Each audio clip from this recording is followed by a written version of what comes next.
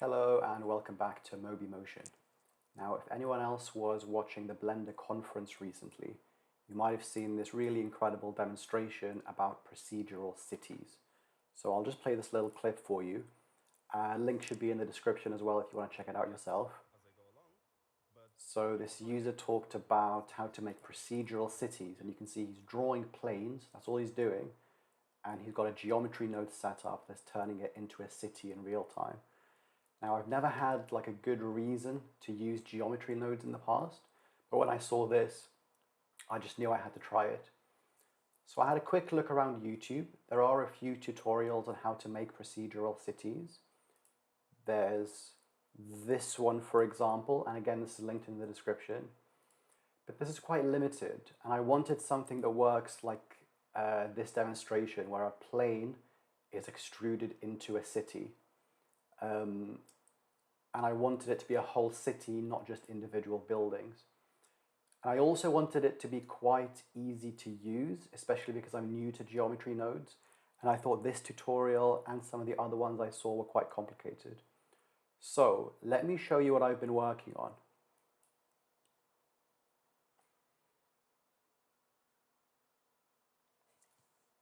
And this is how this live stream is going to go. So I'm going to show you how this works, and I'm going to give you an overview of the geometry node setup. You can screenshot that and you can try and reproduce it yourself. And I've left a poll. I'd really appreciate your thoughts on what I should work on next, like what's the biggest thing that's missing.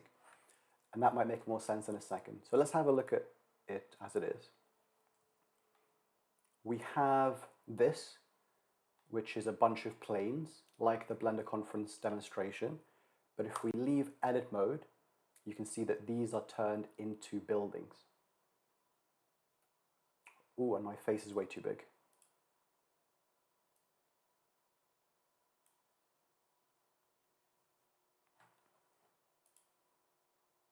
Oh, you probably didn't see the last thing either. Let's go back and just have a quick look at the scene I was referring to. So I'm talking about this scene from the Blender conference. So the user was making these planes, and the geometry node setup was making them into buildings, and this is what I've been trying to work on. And this is my result so far. So let's have a look at rendered view, so you can see what this looks like. Oh, I'm really sorry. YouTube is warning me that my resolution is wrong. I think I'm trying to use a resolution that's too high for ultra low latency. Let me just fix that in OBS. Sorry about this. But in the meantime, have a look at the poll that I've posted, because I'm not sure what to work on next. Okay, video. Ooh. Okay, I'm gonna just pause the stream and then start again. Don't go anywhere if you're watching. I'll be back in a second. I just need to change the resolution so that YouTube doesn't give me this error.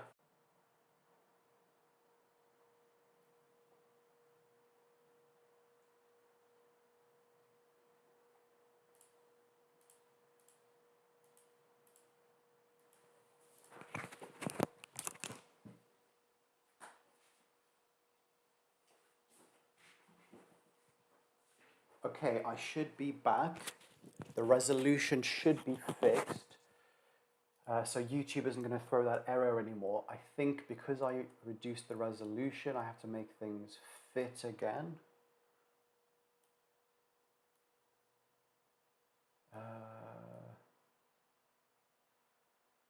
Yes, and then my camera is like somewhere else. How do I zoom out? Maybe if I reset this. Oh no, that was the display capture. So that's what I want to fix. Oh, these live streams never go to plan. Okay, here's my face with the screen. It's in the corner. Hey Fireball Ferret, hey Lil Arid. Let me just start again because it's been a bit hectic getting this started. So welcome to Moby Motion.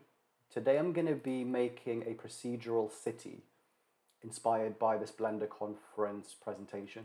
So you can see he has this setup where he draws planes in Blender and like a city just pops up using geometry nodes. And I wanted it to be quite simple, and I think my solution is relatively easy to understand. And that's important because I'm quite new to geometry nodes myself. There are tutorials for this on Blender. There are tutorials for this on YouTube, like this one, again linked in the description. But this is limited to a single building, so you can't have like a whole city, and you can't have any weird shaped buildings, like you can't have indents. They have to all be rectangles. So yeah, I think I've come up with a nice compromise that's quite easy to use, but still quite powerful.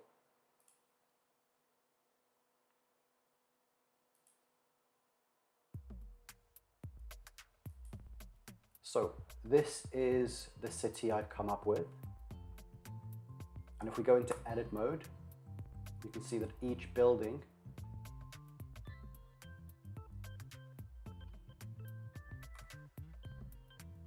if we go into edit mode, you can see that everything is just planes. So this ground plane is another thing. But if we hide this and we select the city and go into edit mode, you can see that it's just planes. And so I'd like people to vote in the poll on what I should do next. And then while people are voting, I can talk through the setup and how it works. So the question that I'm trying to ask is what I should work on next. So let me show you what I mean by some of those questions. So let's extrude this in the x-axis. And you can see that this is messed up for some reason. I'll try and work on that. But you can see that corners should work, edges should work on the roof, but these like concave corners don't work. So that's what I mean by fix inside corners on roofs. Ground floor means like at the moment there's no ground floor, so everything is the same. So there's no like entrance to actually get into these buildings. And then working on the building look, like should I improve how this building looks, have different kind of variations and different windows, or should I make a whole new building that looks different?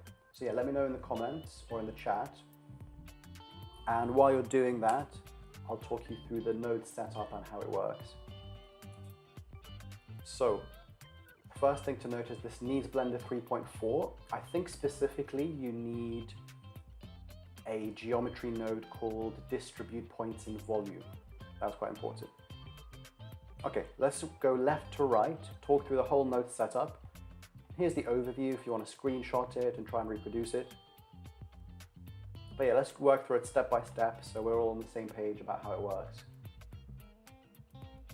So this first thing just looks at each island of planes and it accumulates the area, so it tells you how big they are. And this is then used to make them taller or less tall. So for example, this is a single unit in size, so it's quite a small building, but this has a bigger area, and so it's a bigger building, it's taller, and that makes sense.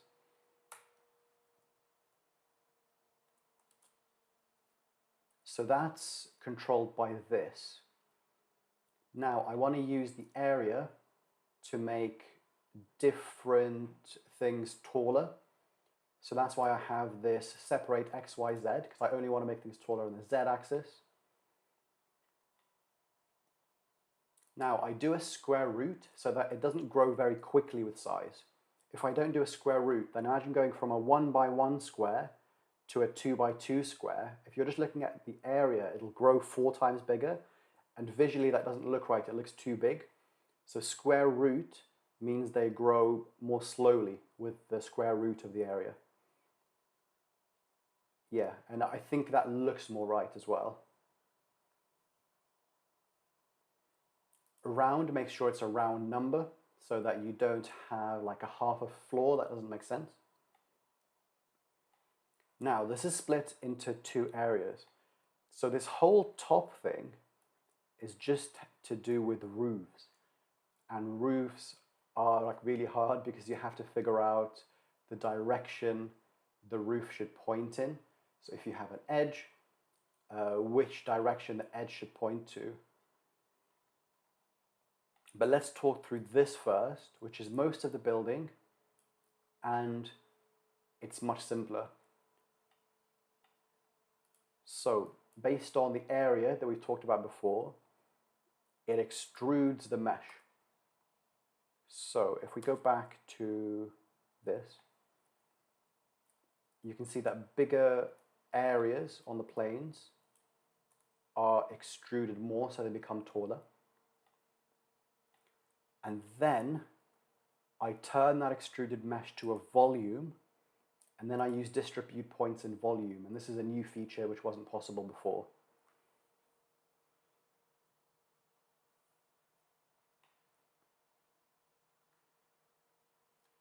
And then when you've distributed points within the volume, you do instance on points. So you take a random one of these blocks and you put it on the grid. And let me show you what that looks like. So kind of out of the way in the corner here, I have different building blocks.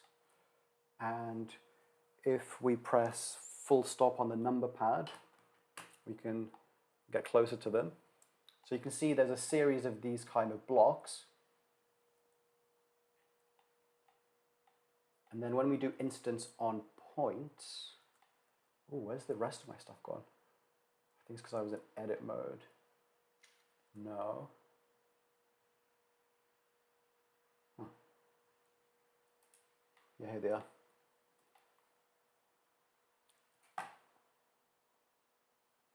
You can see that these random blocks are distributed throughout the volume. And so it takes a collection as input, it picks a random value within that collection, and that's how it picks a random block for each point in the volume.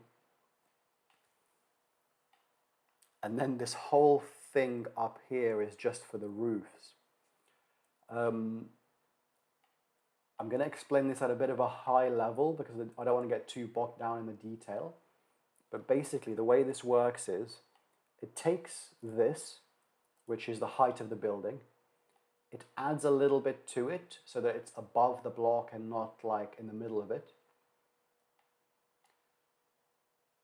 It then does a small extrusion.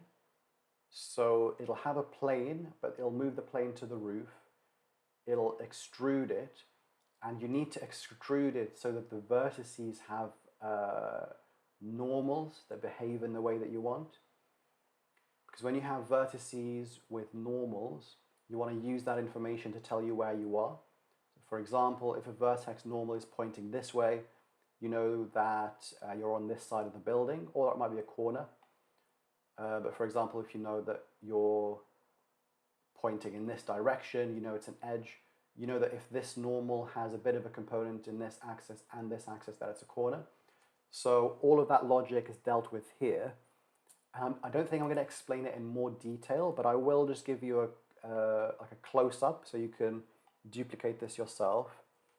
So I think this deals with the corners. This deals with the edges, and this deals with the rest of the roof, so in the middle of the building. I think that will make sense. Okay, I think that's the overview I wanted to give. I'll just say, if you are a supporter on Patreon, you can download this setup as it is now.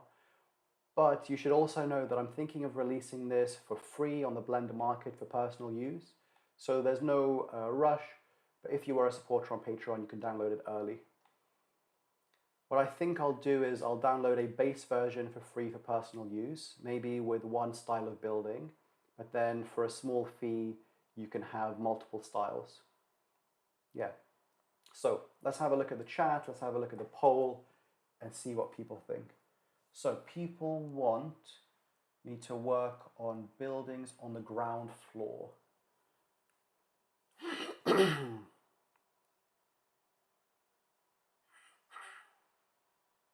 Just checking that my audio is working. Great. Let's work on the ground floor then. So I'm going to save this as a new file for a little bit of version control. And I think the first thing we need to do is crop this so that it doesn't use the existing blocks on the ground floor. So how are we going to do that? I wonder if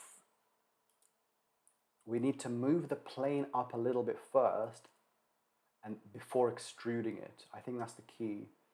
And I also think we need to extrude it by a bit less than we were before. So at the moment, we're extruding it by the area or something like it, but we need to extrude it by the area -1 or minus some other number, like the number of ground floors. So let's reduce this extrusion by 1 first. I think we can do this with just a vector maths node.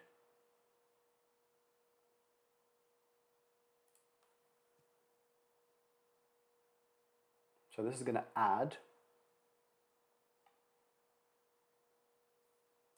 but we don't want it to add, we want it to subtract. So we can put -1, or I think there should be a subtract option here.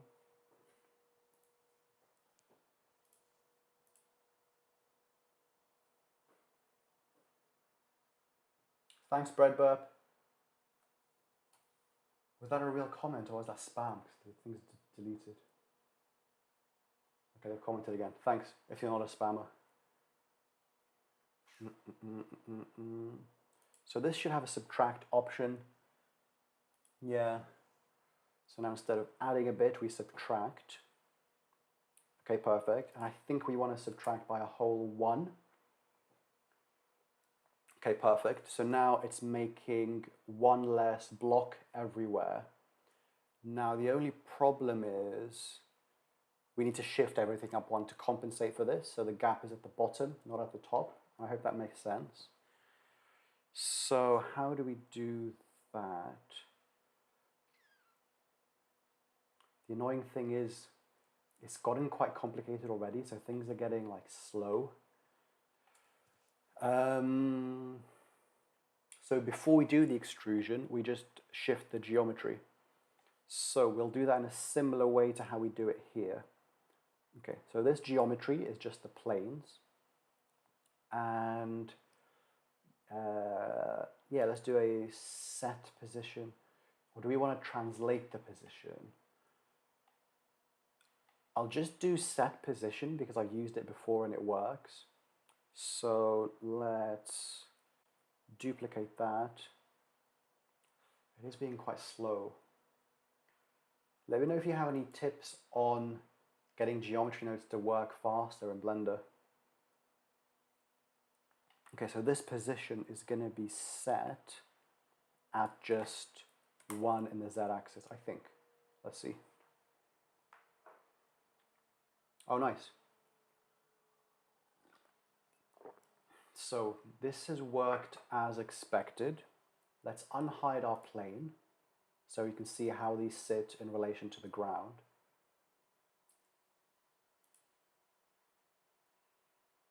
Updating images. I'm not sure which plane object is actually the plane. Let's give it a second to render.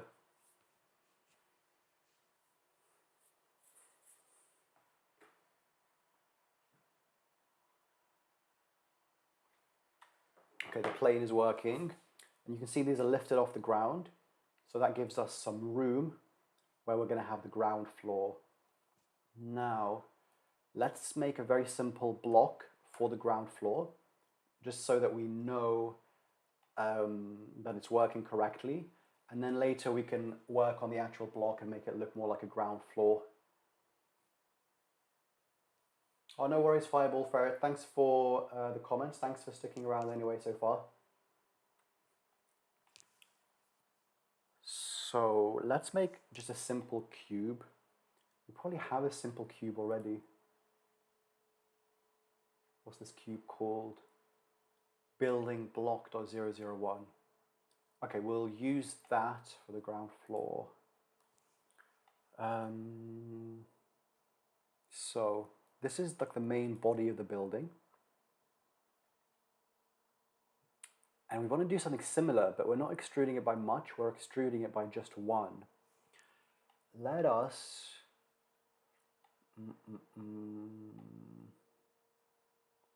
Yeah, we'll duplicate these parts. We don't need the set position, we need these parts though. So let's duplicate it. And what I might do to try and speed things up is just remove some of the nodes we're not necessarily looking at now. So I think most of the complexity comes from the roof, which is not super important. So let me cut those links and we can add them later when we need. How do we go into, yes, shift space, links cut, or cut these. So this should remove most of the complexity of the geometry nodes, but we can still see it. It seems a bit more responsive. Let's just check that. We'll go back into the normal selection mode.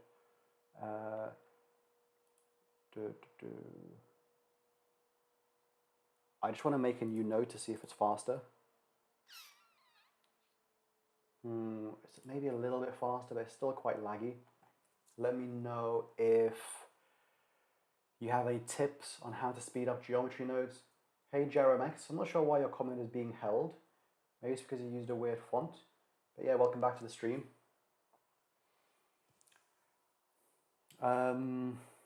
Yeah, I think it's bearable. I think we'll just have to live with this speed for now.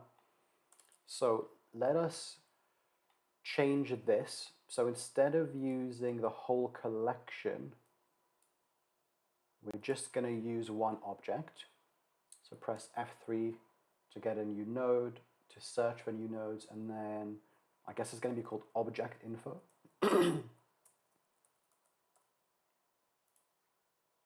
And then we decided the basic cube was called .001. And then this geometry is going to be used as the instance. And then these will join back up with everything.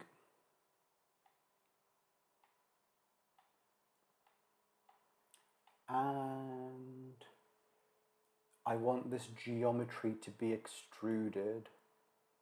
Now we need to play around with how much to extrude it by. Like I think we need to extrude it by just one. But let's check what this looks like so far. So if you go into solid view, nothing's appeared on the ground floor. Why is that?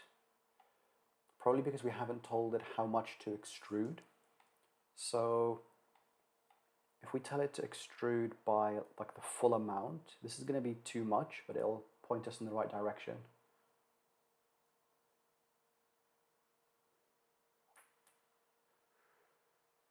Oh, it's still not working.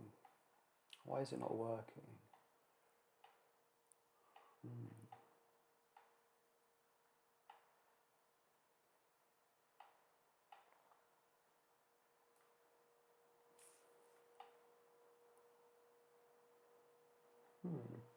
I'm trying to think what's different between this that isn't working and the thing above it which is working.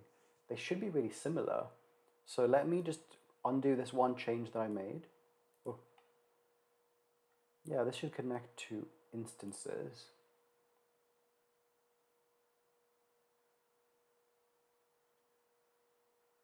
Okay, now that's working. So there was something wrong with this object info node. Why is that? So why does it work when I give it a collection, but it doesn't work when I give it an object?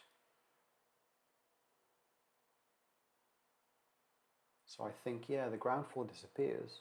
What if we take this as instance? Because we are trying to use instances after all. Okay, that's fixed it. So it was just this as instance thing. Okay, now you can see that there's like overlaps on the top floors because the bottom floor is being extruded all the way instead of just one. So that should be straightforward to fix. I think we will just pass this in as the offset, so it's just always one.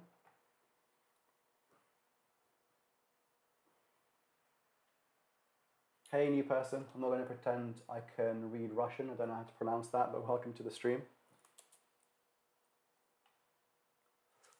Oh, and now we're below the ground. Why are we below the ground? Huh. Oh, this is like very annoying, but it's also a really interesting problem. Like I love when things break in interesting ways. Yeah, when did things go below the floor? Was it when I changed this? Uh,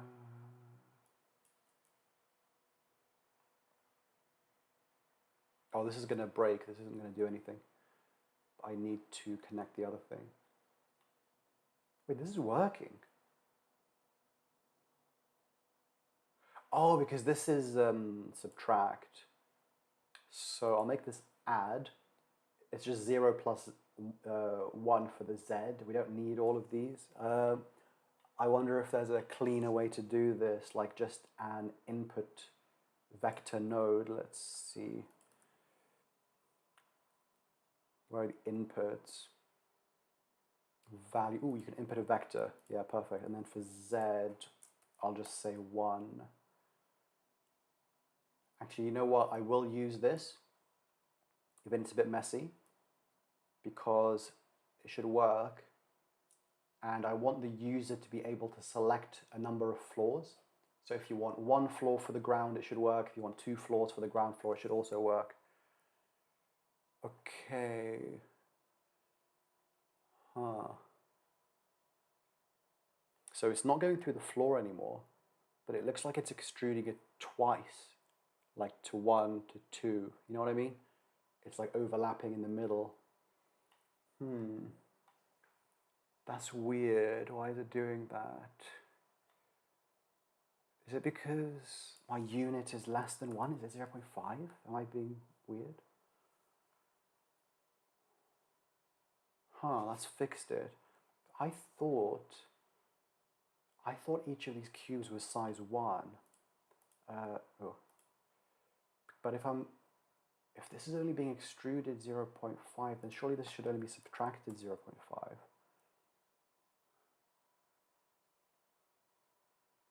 Yeah. Okay. That's weird, but I'll keep an eye on that.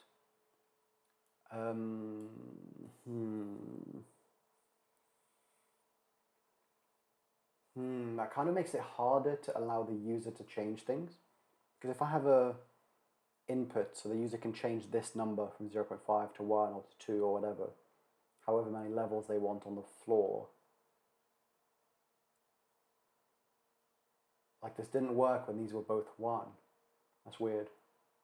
I'll look into that. Yeah.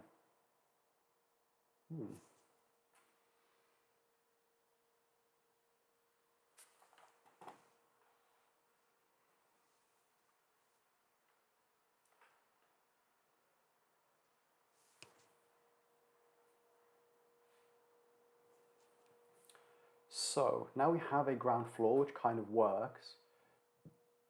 Ooh. Let's make some blocks which will work in the ground floor, so it's not just cubes. So I wonder if I've used cubes which are at least shaded with some bricks, or am I just using like a basic cube with the default material?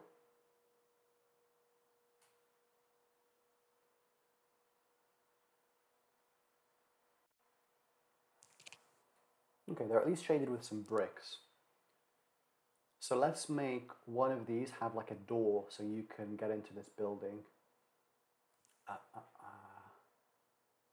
Building blocks 001. I think we should make a new collection for the ground floor. Do you like my name? They're building blocks, but they're literally blocks that make buildings. Okay, building blocks, style 1, upper floors. So not the ground floor, all the other floors. And let's make a new collection, which is going to be ground floor. And then, so this thing which we're just using, I'll put this into the ground floor. I'll copy and paste it because I'm not sure if I need it for something else. But let's paste it in here. Will this work? It does work, nice. And then let's copy and paste it again. And this is the one we'll use for the door. So let's go into solid view to make things much simpler. And we'll press full stop on the number pad to zoom into this box. Ooh, and you can see multiple copies have appeared. And we'll move this. Ooh, we'll also move this. And we'll save our progress. And let's do this modeling in just the normal layout. And I want to select one of these blocks from inside the collection to edit.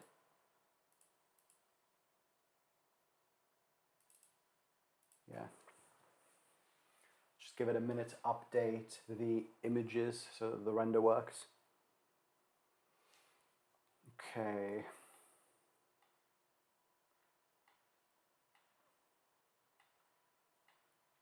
So we're going to add a door to this. I'm going to keep it relatively simple. By the way, if you like this brick material, it's really nice. It's based off of a Ryan King tutorial. So if you search Ryan King brick material, you'll find this. I modified the noise a little bit. The way I add distortion to the bricks is a little different, but you can get a very similar result from Ryan King's tutorial. Okay, let us add a door now. Ooh, so if I go into edit mode, this is a cube, but actually I don't want a cube. I want the doors to be on a different material, on a different base. So let's delete this. You can see some of my building blocks have an empty in the middle. And the reason I do that will become obvious in a second. Let's shift duplicate this, lock the Z axis. And where is this cube now? It's here. So it's already copied. We can just drag it into the new collection. Yeah, so the reason there's an empty is because there's this array modifier. And this is only actually one side and the roof and the bottom. So this side doesn't exist, if that makes sense. Let's go into solid view. No, actually, if I just hide this from edit mode, you can see what this really looks like. And then the array just rotates it. And the reason to do that is so that I only have to model things once. So if I want to add a door, I'll add a door on this side. And then no matter where this block is on the ground floor, you'll be able to see the door. And I think that makes sense. So let's re-enable this edit mode and let's add a very simple door. How are we going to do this? Well, let's just add a loop cut here. This is going to be the top of the door. Ooh, it's messing up my UV map, so I'll have to fix that in a sec. I think that can be the top of the door. Here we'll add 2 loop cuts, which will be the sides. So scale this in the X until we get like the rough proportions of a door. And then let's fix the UV now. I think I used a box project, cube project. Yeah, nice. Okay, so to make our life a lot easier down the line, we are going to set up the materials now. So we're not going to make like a finished door material, but we're going to assign them. Because once you start insetting things and extruding things, it becomes really harder to change the materials later. So we'll just select this. This is going to become the door. In the materials tab, let's make a new material. So we'll just make a thing. Do I already have a material? Yeah, I might just use the same windowsill material. And then make sure you click assign. And now it's a different material. And actually, this isn't a bad start. I might Like before I extrude and inset and make the door, I might see how this looks like. So let's save our progress. We'll go into our geometry nodes layout and we'll select the building, and instead of using this object to instance the ground floor, we'll remove that and we'll use the collection which we've now made. So this building blocks ground floor,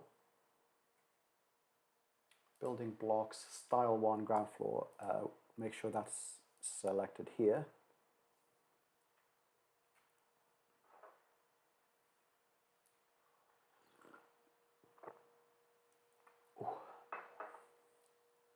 Let's just zoom in so we can look at the change when it happens.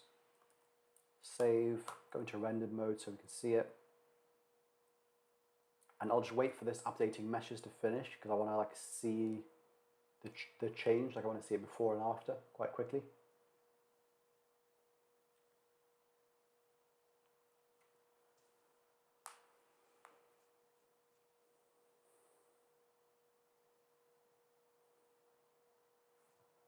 Okay, now let's plug this into the instance and see.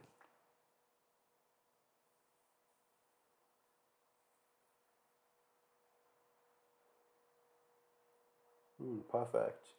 So you can see there's doors now, kind of, on the ground floor. To be honest, that was easier than I thought it was. Like I've been putting off doing these ground floor things because I thought it would take a lot of like logic and a lot of nodes, but it's been quite straightforward. I wonder if we should make the doors less numerous or whatever. Like we want less of them, because here, like a real building wouldn't have this many doors right next to each other. A really simple way to do that is to take this block, which is a straight brick wall, and just duplicate it, or like copy and paste it.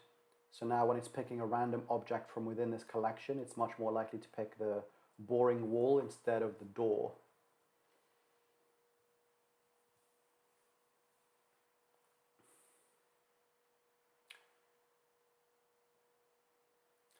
Yeah, so there are fewer doors. There's still this problem of them coming next to each other. And I wonder if we fix this by adding a bit of variation. Yeah, let's do that. How do I do that?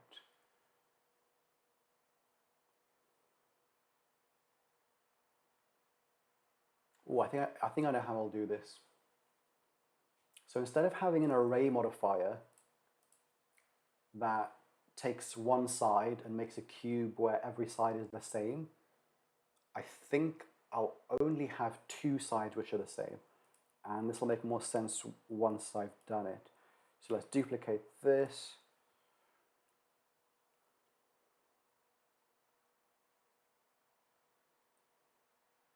Oh, actually, should I duplicate it after I model the door? I think I should.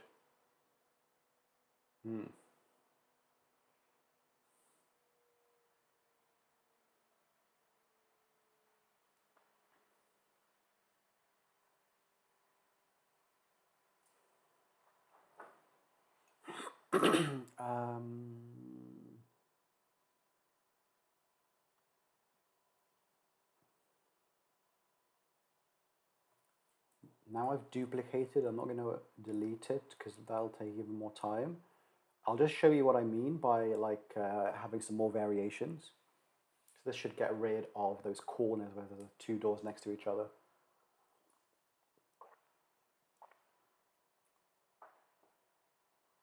Oh, I thought I pressed 2. Is it being that unresponsive? I'm not sure what's being so slow. Is it the scene? No, it must be the geometry nodes. I wonder if there's a way to like really quickly just disable the geometry nodes so it's not displaying in the viewport, and if that'll speed things up. I thought I pressed 2, but I'll press it again. So we've already pressed X to go in the X-axis. 2. Oh.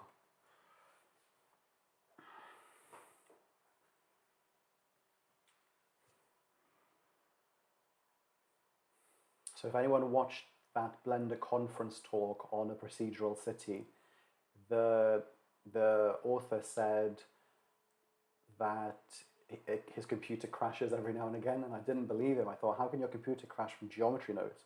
But it definitely can. Yeah, when I was modeling this, it wasn't this slow. So I think it's slow because like every change here is being reflected in the collection, which is then being reflected in the geometry node setup. So that's why it's being so slow, I think. And it still isn't placing this anywhere. I'm just gonna click.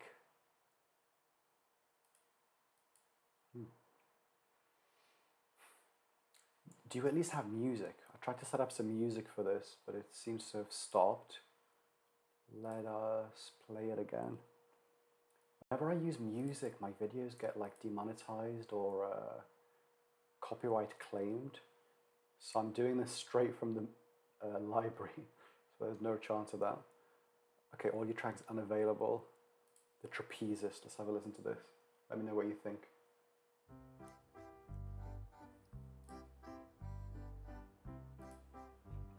Oh, okay, it's still going. Oh, how are people's weekends? Just while we wait for Blender to fix itself. Oh, it has fixed itself. Still let me know about your weekend though. What are your plans? Okay, I don't want things to stay that slow, so let's select this. I wonder if we just disable it in the viewport. Same for this object. I wonder if we can now edit things like much more quickly. So if I try to duplicate this again, I hope this will be fast.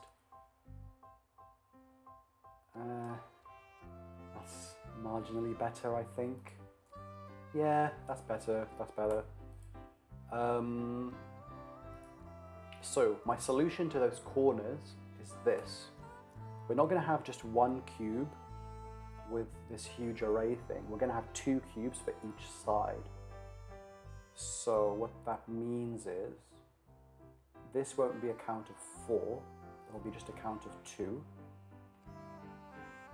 And I'll rotate them by more. So if we rotate this in the z-axis some more, it should be 90 more degrees. Yeah, so now you see we have 2 doors opposite each other. And then if we have 2 of this, so 1 in each axis, that should work as I expect, like as we want. Or is that complicated? You know what I'm going to do?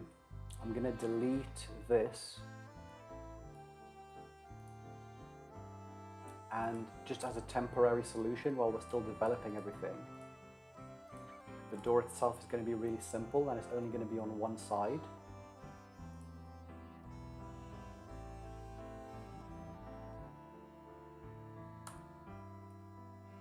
Oh, and this is interesting. I only have to fill one side, the other side should be duplicated.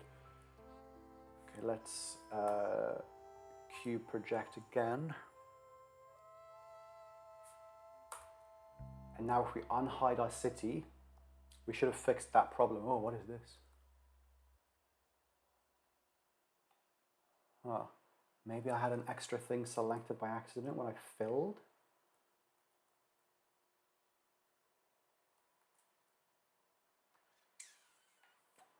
Yeah, I accidentally filled this, so let's undo. Oh, what is that? Why is there geometry inside there now? Oh, maybe I pressed X by accident instead of Control Z. Yeah, okay, Control Z again. Okay,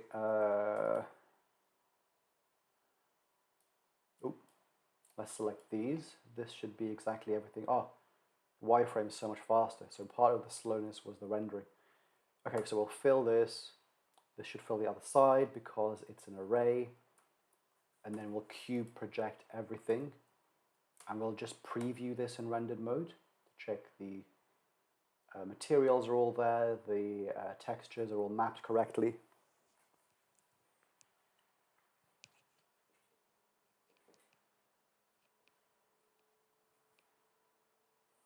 Why is it being so slow when I go to rendered mode? Maybe my texture has too much detail?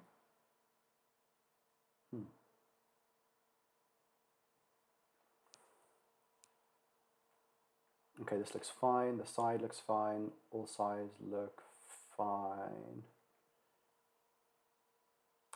Now let's look at what this looks like in the geometry node setup. So, ooh, which of these is my city? It's these. Okay, let's look at this. So we'll view it in the viewport.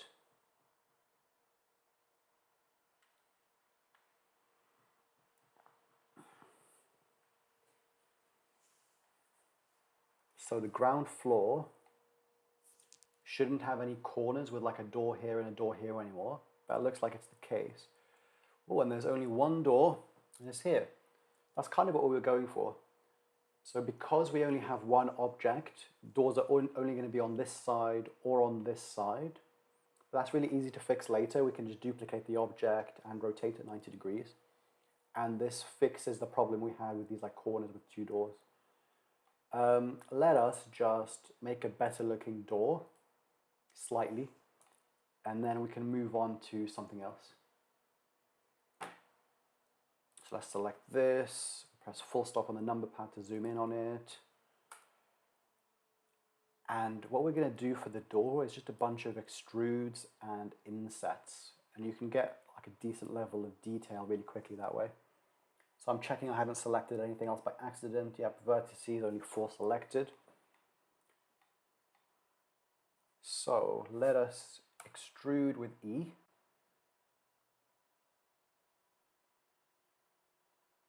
Why is the extruded material brick? So why is this material brick, not white? Let's undo. And what I'll do is just inset this by the tiniest bit. This feels like a bit of a lazy solution. No, I think let's extrude and then just manually change the materials. Okay, let's do 0.05. Oh no.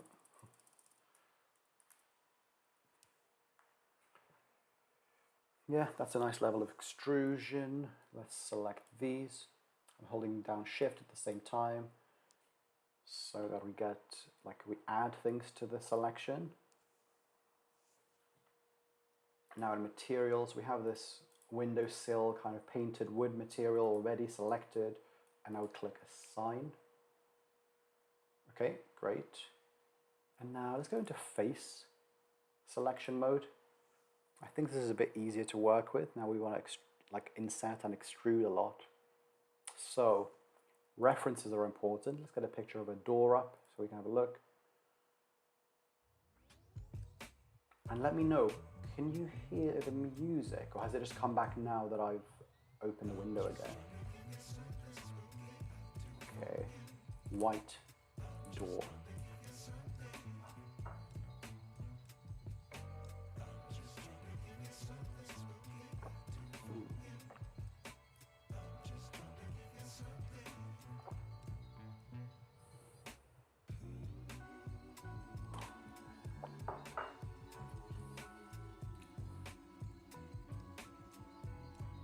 So I thought frames were more complicated, just from memory, but that's kind of interesting.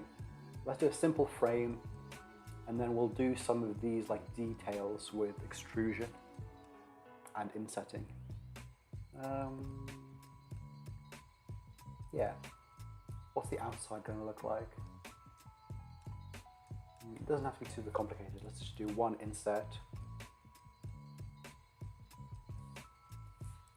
Oh, I accidentally clicked.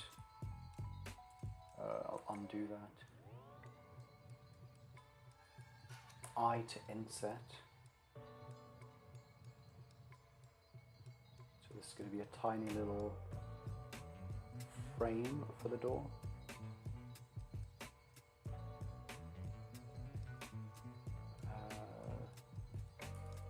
0.01.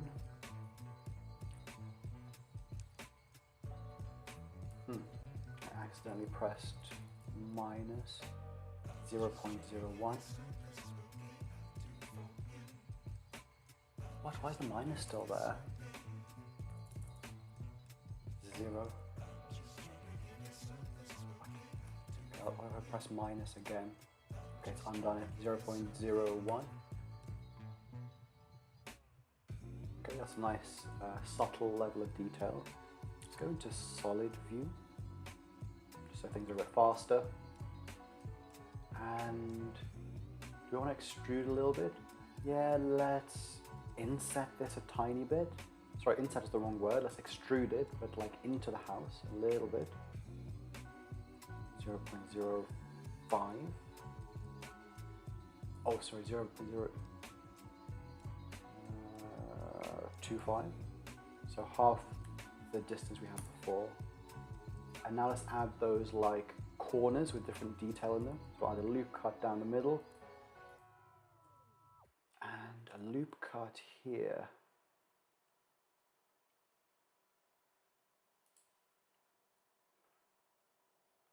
And let's just keep things simple. Let's just stick with 4 corners. Face select mode. And I don't have screencast keys on. I'm not sure if it works with 3.4, but let me just enable it if it does work.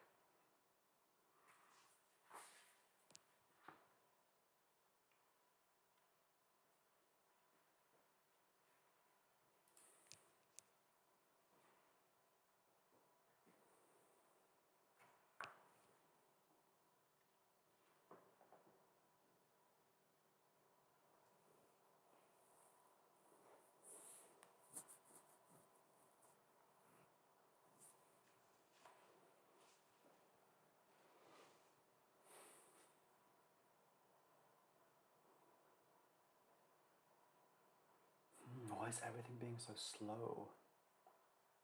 Maybe the streaming has something to do with it? At least I fixed my internet today. So I used to struggle to get Wi-Fi in this room, and then streaming would like cut out. But I've got a wired connection now, so it should go straight into the broadband. Okay, I was just going to see if screencast keys works with 3.4. Okay, hasn't broken, that's promising. And then I'll save before I enable it. Oh nice, it's working. Let's make things a bit bigger. We'll just double the sizes. Hey for Turkey, do I use Blender on my day job? No, actually. It's a hobby I picked up kind of at medical school. I do on my evenings and weekends.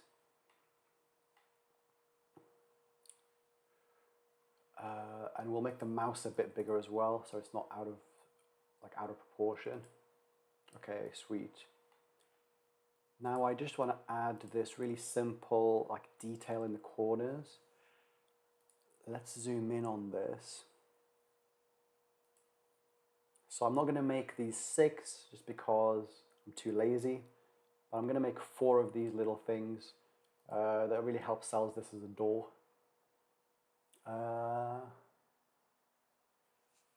Yeah, I'm trying to get an idea of what the geometry looks like. So I think you have to go into the door first and then extrude out again. So we'll start off with an inset by pressing I. This insets them all together, so press I again. Now you get this. I think this is a decent size. Actually, you know what? The door looks kind of the wrong proportions to me. It looks too wide. Yeah, so I'm going to undo that inset. And I'm just going to fix the proportions a little bit. So I'll select all of this. I'll scale it down in the x-axis. Just a touch, like 0.9. Yeah, this looks better. Now we go back into solid view and do the insetting again. So shift select these, I twice, to inset them separately. And then this looks good. And now what?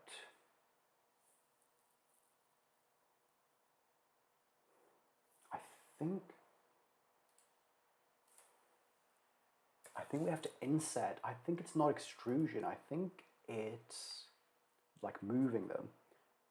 And I think that'll make sense in a sec. So if I press I now, we'll make one of these little sections. And I thought you had to do lots of extrusion, but it looks from that reference photo more like this is moved. So we'll grab this in the y-axis with GY. Yeah, I think it's something like this. And we'll do 0.00, no, 0.25. No, that's way too much. 0.5, 0.1.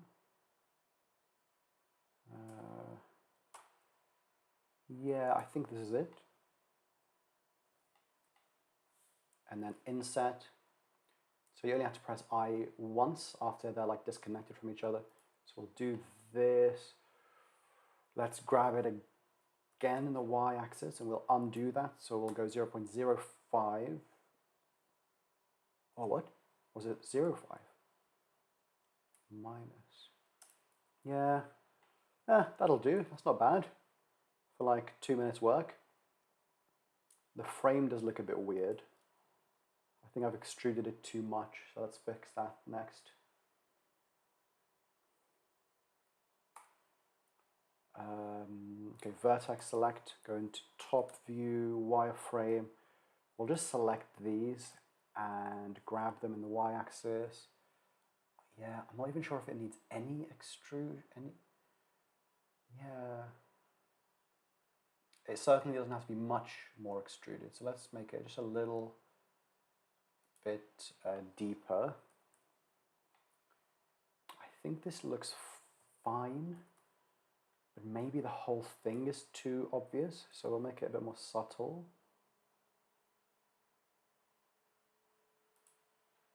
And then I want to be able to control this depth, like maybe it needs a bit more. So let's save and we'll go into rendered mode and we'll make this final tweak in rendered view so we can see exactly what it looks like.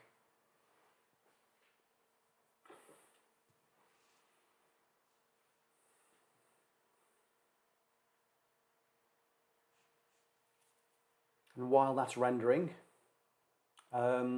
make sure to like the video if you're enjoying it so far. It really helps.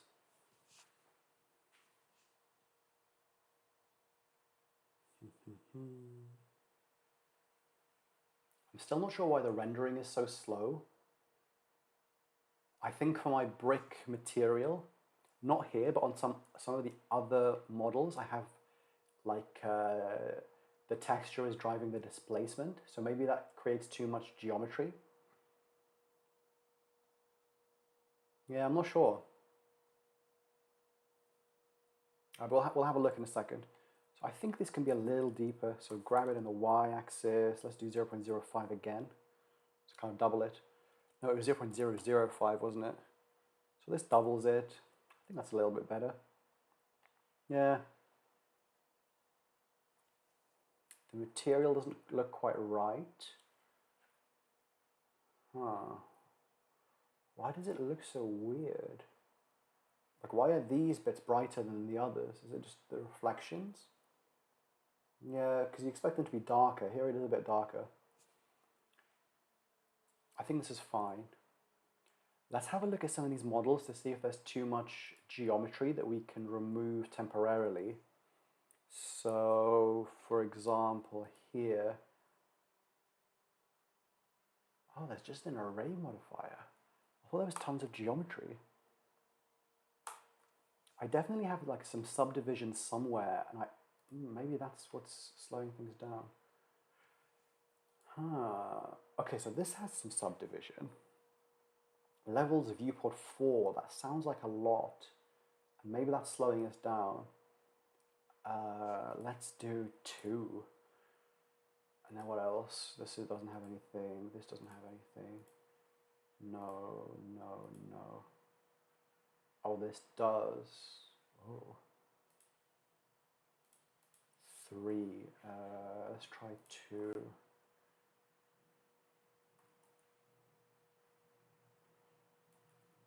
So I want to see if I toggle back and forth, like from solid to rendered.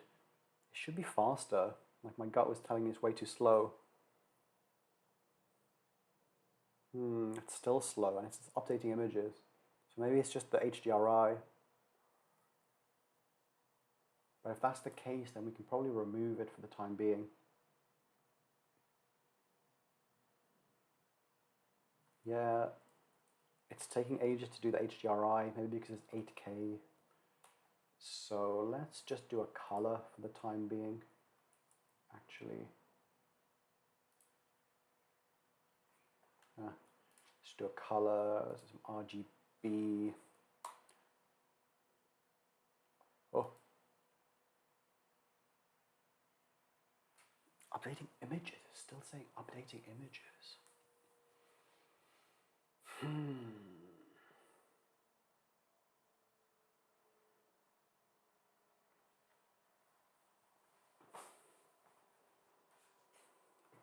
I think that was a little bit faster, to be honest. Not as much as I thought it would be, but it was a little bit faster. If it's updating images, does that mean it's the break? Let's see if we can remove the displacement texture just temporarily. Then is it the texture? It's all procedural. Procedural stuff is usually really fast. I'm trying to figure out why it's being so slow. I still don't know.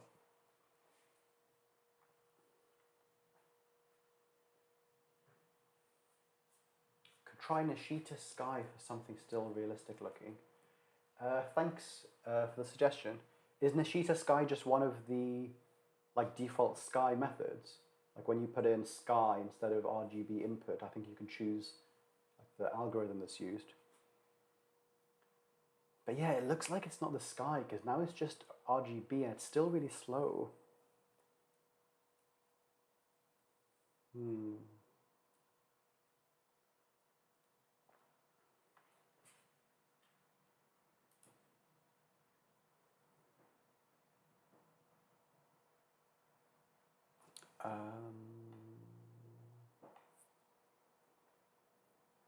But I do like that suggestion. Sky is much better than like RGB. Could even do a dynamic sky. Yeah, let's do a dynamic sky. I don't use this plugin enough and it really helps things look a bit better. So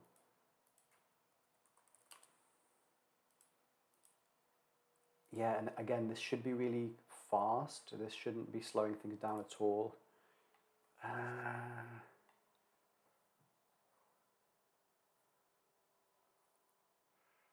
You know what I'm gonna do? I just have this feeling that the displacement is slowing things down. I don't know why I think that, because I've reduced the level of subdivision and it's still quite slow. But to eliminate that variable completely, I'm just going to disable it for the time being. So in the material, I'm going to scroll down and the settings, so displacement, I'll say bump only. And I think this should apply to everything using the material. Yeah. Ooh, why is this back to displacement and bump? Oh, so is it per object? I have to change this setting.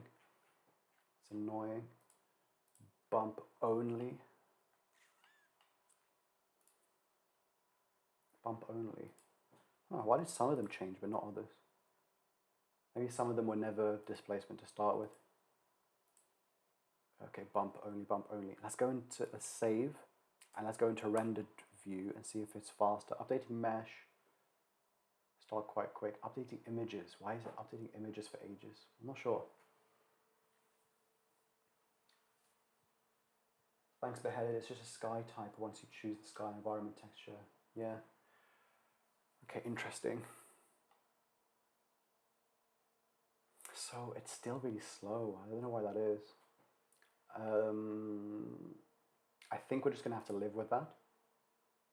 But let's change the HDRI to a sky anyway.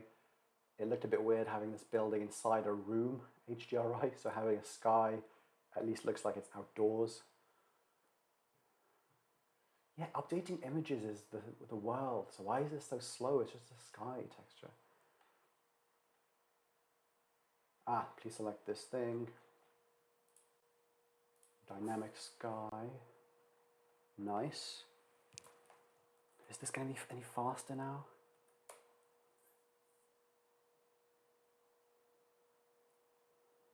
Maybe a little bit. Maybe a little bit faster. Or not.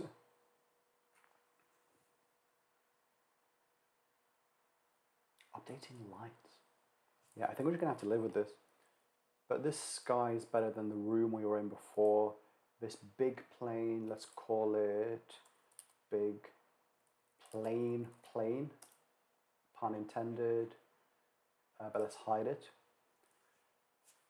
And now let's just take a minute, have a look at where we are, and think about what to do next.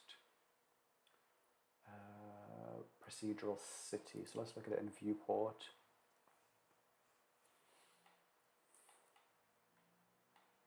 So the roofs are missing because I disabled them to save some time. Let's enable them again because I think I found a new problem I might have to fix.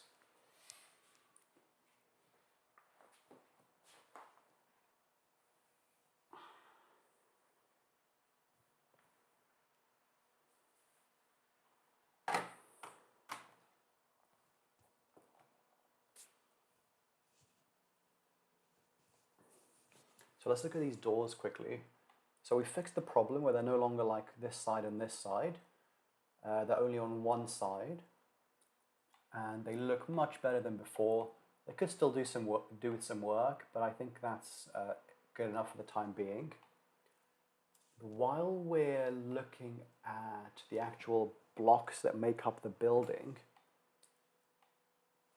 let's center on this. I want to see if there's any other weird bugs. So I don't like this roof thing, but that'll be covered up by the roof. I'm just thinking about, like sometimes here I've seen some black, like here. Let's fix that. And then we can move on to the roof.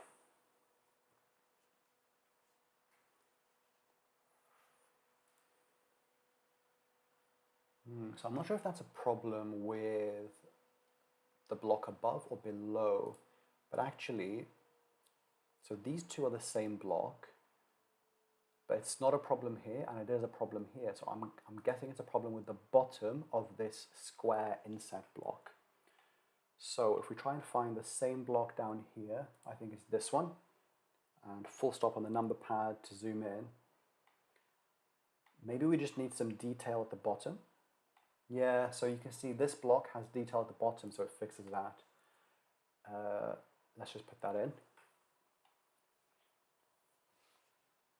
So we'll select these.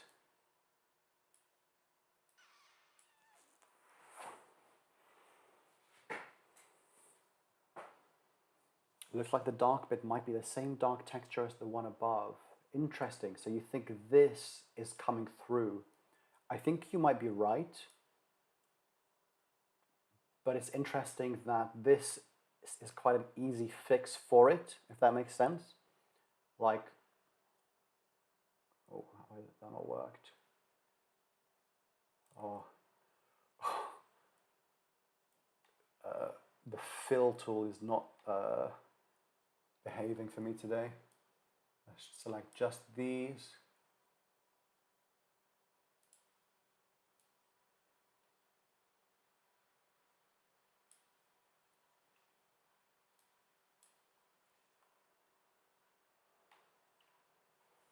Why does it keep selecting through? What's going on? Oh, it's not selecting through. That's just the same thing. A different instance of it because of the array modifier. So even though it looks like a lot of stuff is selected, it's just these things. My array was confusing me.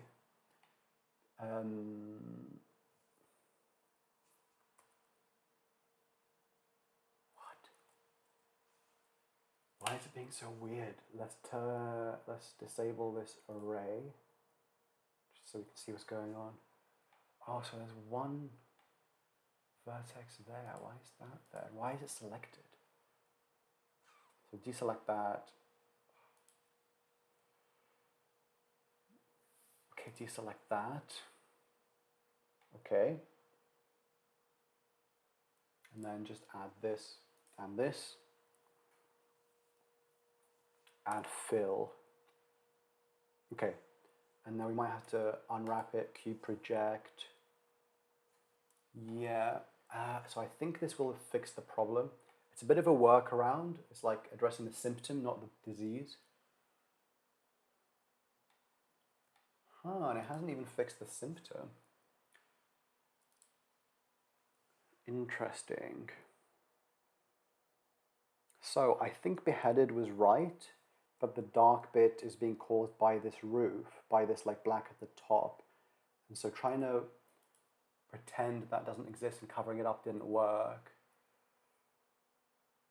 Yeah, because here, there's no problem with the black because a different thing is underneath and it doesn't have this weird roof problem.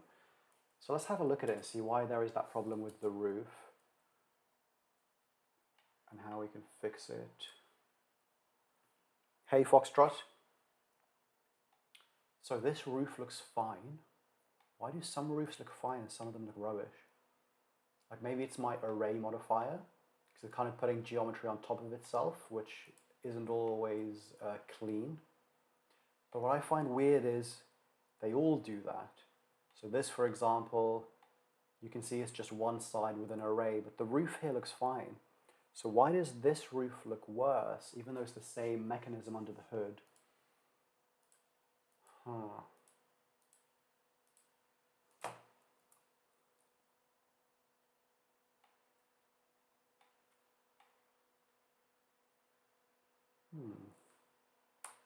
don't know. I don't know. Could it be something to do with normals? Let's select everything with A, Shift N. That hasn't helped. It's weird. It's just weird that it's not behaving the same between different objects. But what I could do is something else. So let's duplicate this.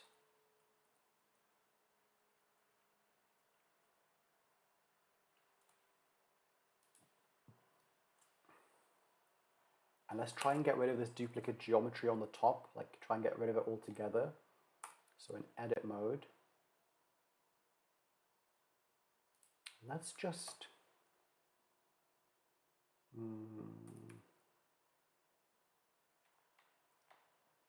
let's leave X-ray mode so we don't look through things.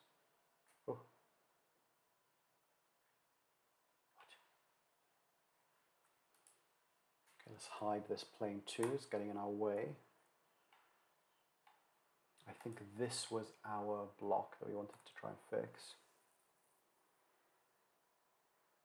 Yeah, multiple overlapping faces on the roof. So I know that, and I know it's kind of a lazy approach.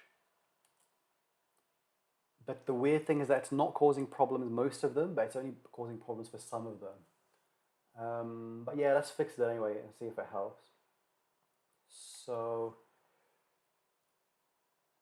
there's no overlapping geometry before adding the array, because I've just disabled the array and you can just see one like we expect. If I grab this vertex, it looks kind of normal. But let's get rid of this whole thing. Delete these vertices. We'll select this, make sure it's the top one. And we'll just do something like this, like a little triangle.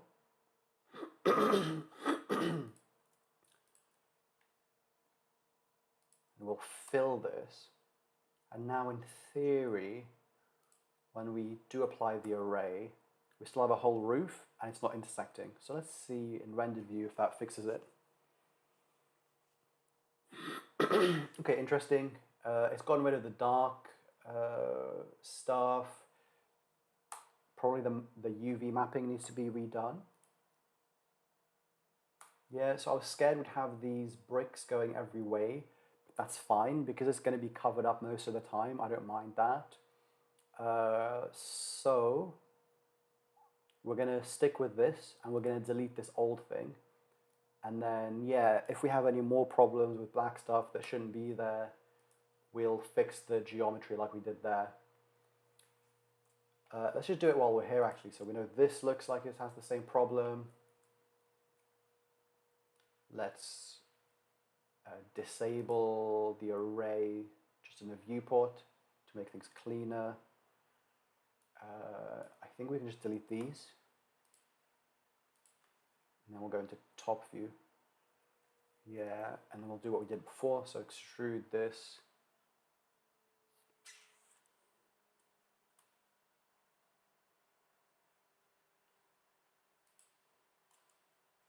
So Beheaded Kamikaze has asked a question, which looks like a very good one. Let me just finish this, then I'll give it my full attention. So we'll do what we did before, of just filling these. There's a bit more geometry here, so I'll just select every point.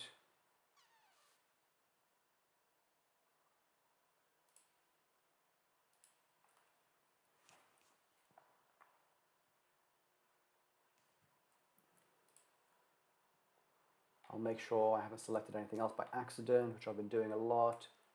I haven't, so we'll just F to fill this. It's U to unwrap with a Q projection. And let's make this a little bit bigger. And we'll re-enable the array, and it should be fixed. Nice.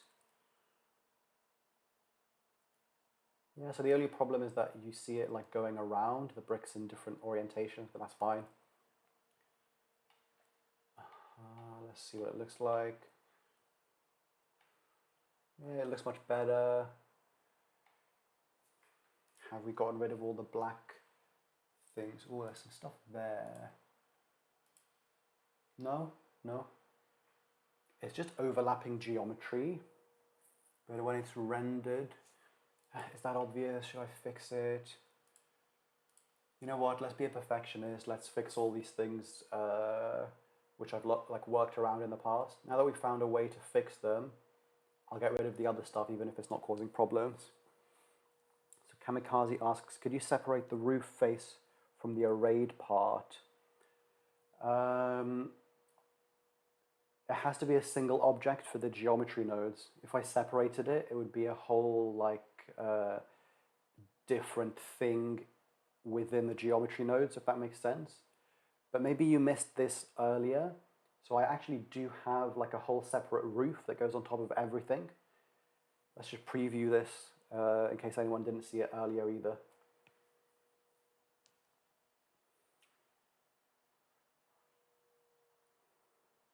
Yeah. It does require a more modular system. But I think you'll like the roof system I do have set up because there is a whole separate system for the roof. The reason I'm fixing this for the block is just for these little parts where it shows. Why is it being so slow?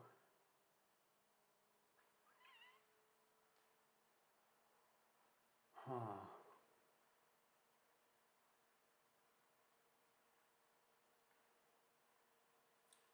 Let's leave rendered view when it responds again. So ZS, hopefully that works when it becomes more responsive. Yeah, definitely time for a save. I wish there was something like GitHub for Blender, like version control, where every time you save it, it keeps a track of all your history and all your changes. But I'm doing that manually at the moment, very simply, just calling it Procedural City 1.4, Procedural City 1.5, whatever.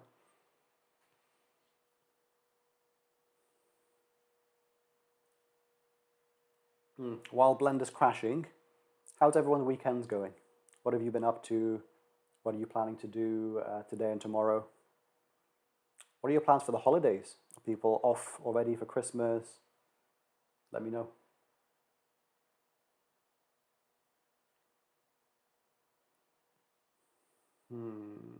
Yeah, let's save a new version. One of my favorite like tiny features in Blender, you can press the plus sign and it just adds a 1 to your number.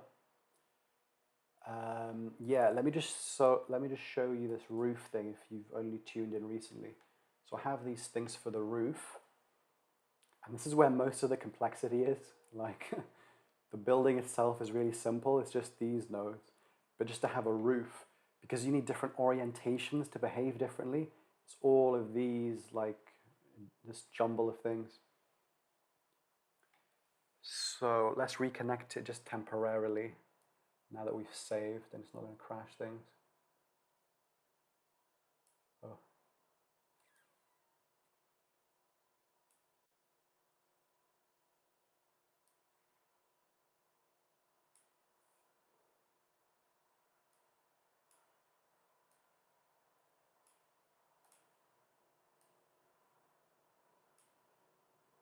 Okay, this should show us the roof. Oh, don't crash again. Ah, it hasn't crashed. So you can see there is like a separate system for the roof. And the reason it's so complicated is because it has to know where you are. So like if you're on the edge, it points this way. If you're at a corner, it points to the corner. I'm not sure why this is weird. Let's fix this while we're looking at like roofs and the geometry and things. Yeah, why is that being weird? I don't know. And why are there two roofs here? And are the things related? So this looks like it's behaving kind of normally. It's interesting that it's offset a little bit. Maybe that's why it's broken. But they're all offset.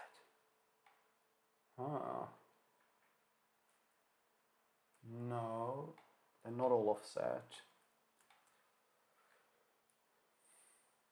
Oh, they are all offset.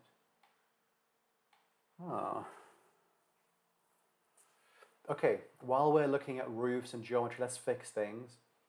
I still don't know why this is happening, but let's fix the other problem we identified because we know what's causing it, which is like the geometry at the top where it becomes overlapping. So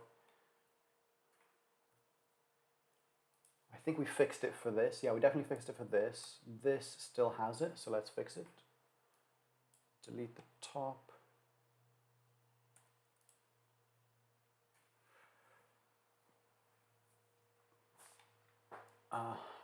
It looks kind of cool. Looks like a crypt or some kind of vault on the inside. But yeah, let's look at it from top view. Extrude this to the middle. Well, maybe I should switch off the array because it's kind of confusing and trippy. Oh, yeah, let's turn off the array in edit view.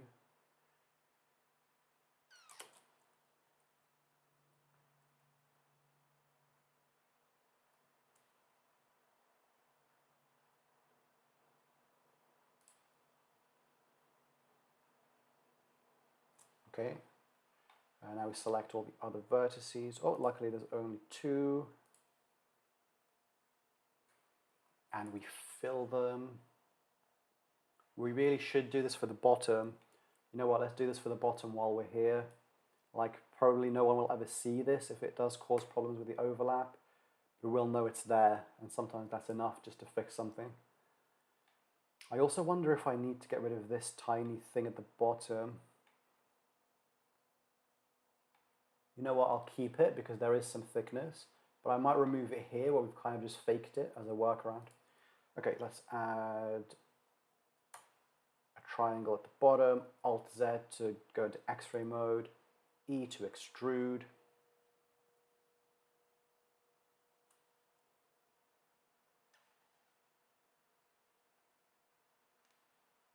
Oh, I can't see where it's gone. I thought I turned on X-ray. I still can't see it. I think that's it. Let's just trust in Blender. Yeah, that looks right. Oh, gone inside a building, I think. And we'll select these.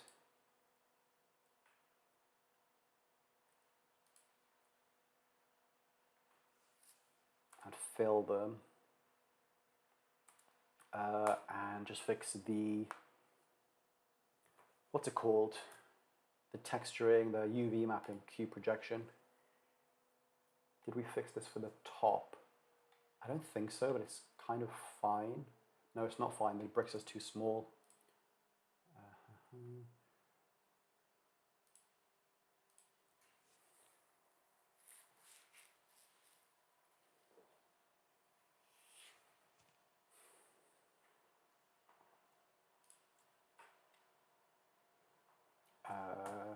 Cube project. Nice. Okay, now let's work through every one of these blocks and just fix the geometry. Let's disable the array again because it's really confusing otherwise. Oh, why do I have so much geometry? Oh. What? This is on the roof. Why is this on the roof? Maybe something to do with the loop cuts I made? I think I can remove all of this. So I can definitely remove all of this because it's nowhere near the window. I want to be careful to remove as much as I can without messing up the actual window itself. So, is it Shift Select to select everything in between? No, is it Control Select? Yep, pick shortest path. I think I can delete this. Yeah. Maybe there's a similar thing at the bottom. Yeah. I don't know why that's there. I'll select this, Control select the other, and I'll pick the path between them as well. So it picks the shortest path, X to delete vertices. Okay, lovely. Now let's extrude that little triangle. We'll make the one on the bottom first, just so that it's like, if we make the top one first, it might be in our way when we make the bottom one. So E to extrude, press Control so it snaps to the grid, and click there. Oh, I hate when Blender's being slow. Control click, select shortest path, yeah. E to extrude. I think I have to be more patient and click and wait a little bit before I move the mouse.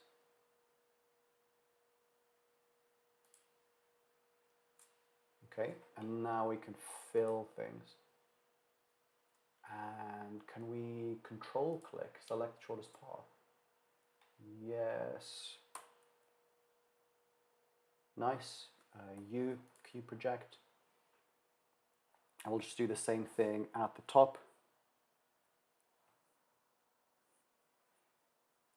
Hey ASMR Japanglish green tea. Who is that? Is that Natsuo? If you extrude the whole edge, you can then merge a center. Might be slightly faster. Yeah, it might be slightly faster. Let's try it.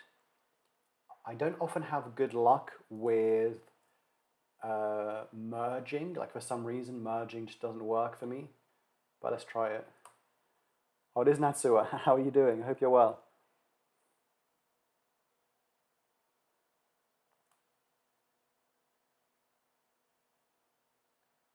Okay, extrude. And then what's merge? Control M.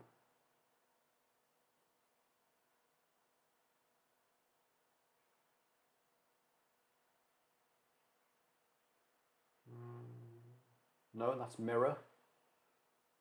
Is it just M? Is it J to join? Oh, I'm still inside the mirror tool. Let's exit it. Just M? Yes, merge at center. So this is fine, but it's made this extra edge here.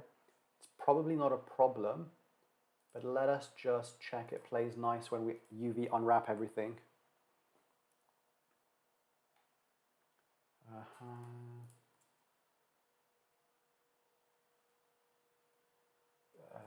Yeah, Control select, cube project. Yeah, that's fine. Sweet. So we're just going to work through and we're going to fix the geometry in all these little blocks. So here we fixed it at the top, but it might still have some dodgy stuff at the bottom. So let's fix that. Oh yeah, that's definitely dodgy. And again, I'll disable the array in edit mode because it's confusing otherwise. What is this?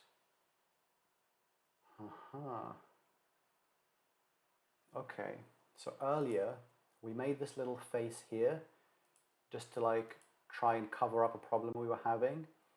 But I think we're gonna remove this extra face because it's kind of a cheat. I don't like cheating. But also, it looks like there's some duplicate geometry on top of itself.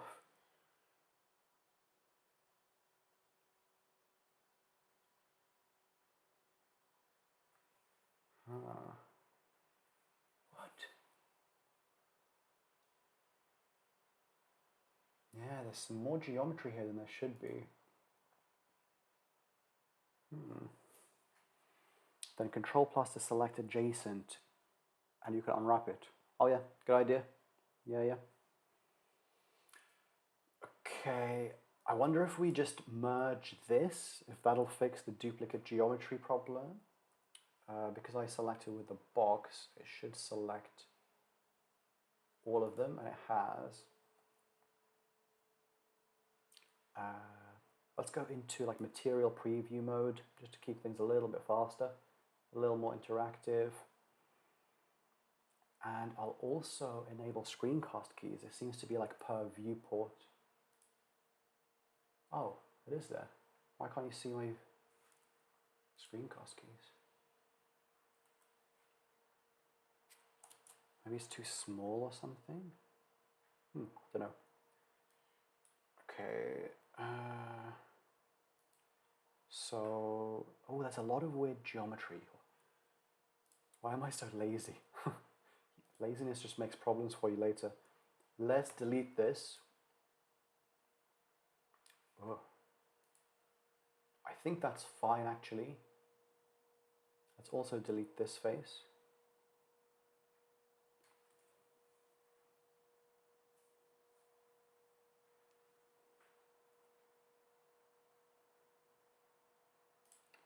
No! Oh, I pressed delete vertices, but I meant delete edge. Control Z.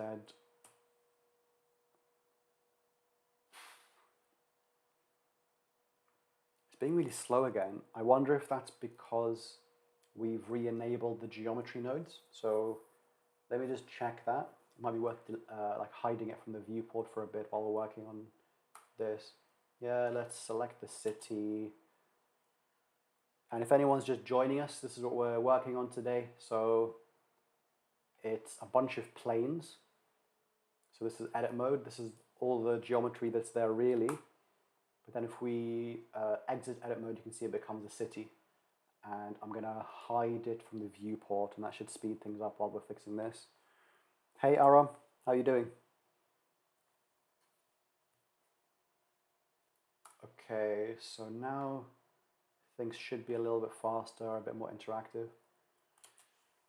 So there are a few problems. We're in edge select mode, so let's delete this extra thing.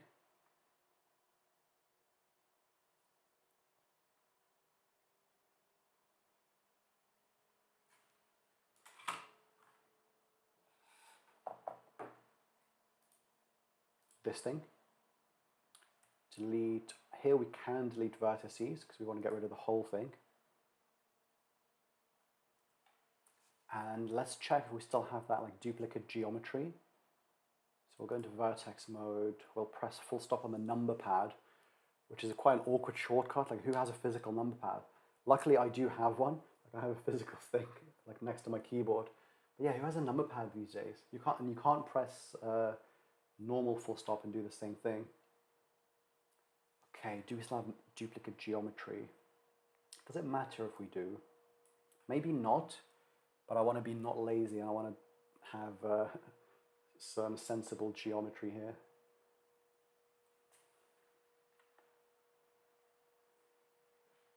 Why are things so slow? Okay, let's delete this. We don't need that. We can delete the vertices.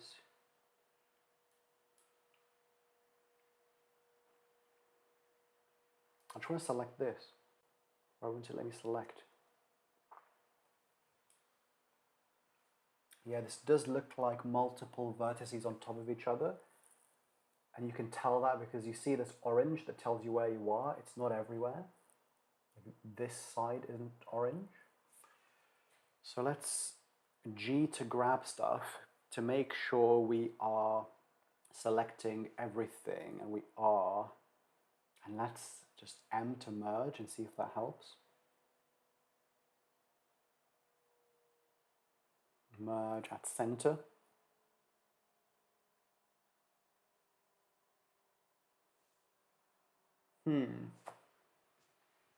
Have I merged that side already? Because it doesn't look like it changed. Let's have a look at this side.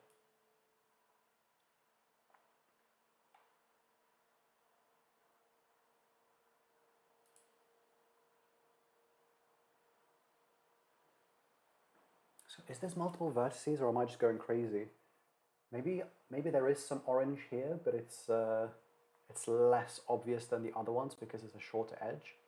I'm just going to grab this vertex, and it looks kind of normal. Yeah, so there's no duplicate geometry there. So I think we've cleaned up all the weird stuff, and now we can just...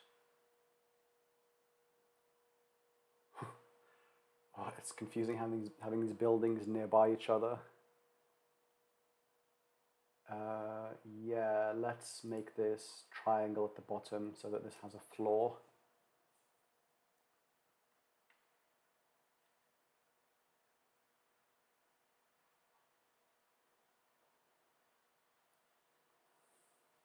I'm not sure, so I think my computer's being quite slow.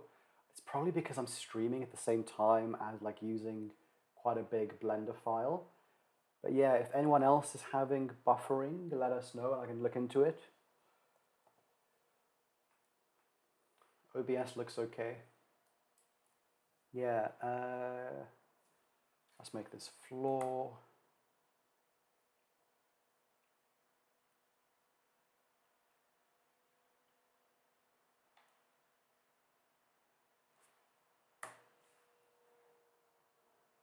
Remember to save. Thanks for the reminder.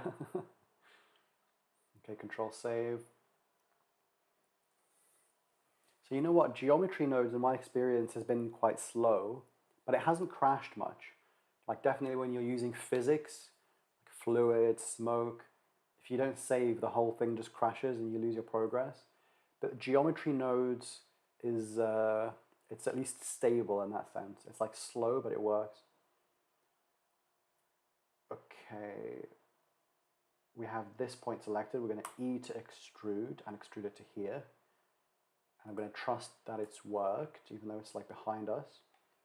And now we need to fill this face.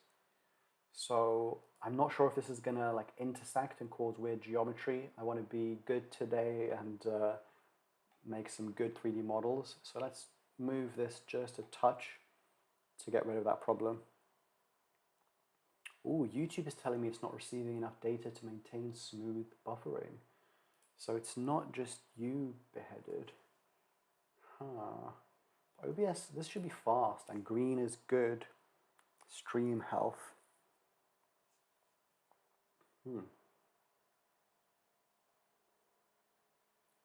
So this thing has just popped up. Hopefully it fixes itself. I'll keep an eye on it. Yeah, I don't want to have any problems here with like potential intersections. So I'm just going to select all of these points and just move them in the y-axis a touch.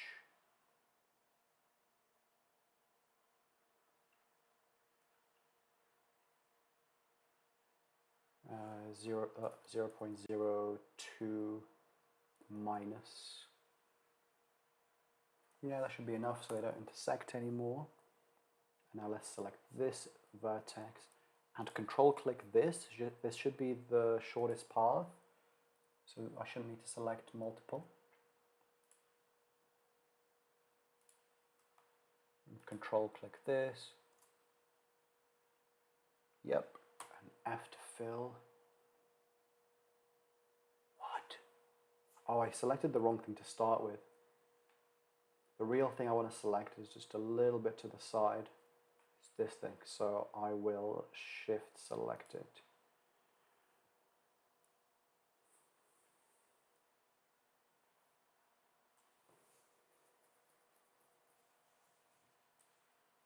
Shift click F to fill. You know what? The buffering's been slower since I went to material preview. Why is my GPU working so hard? Is it just the streaming? Is it the material preview? So if I go to solid mode,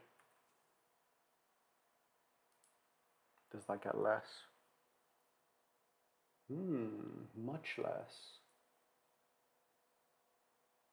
Interesting. I didn't think material preview was so harsh on your hardware.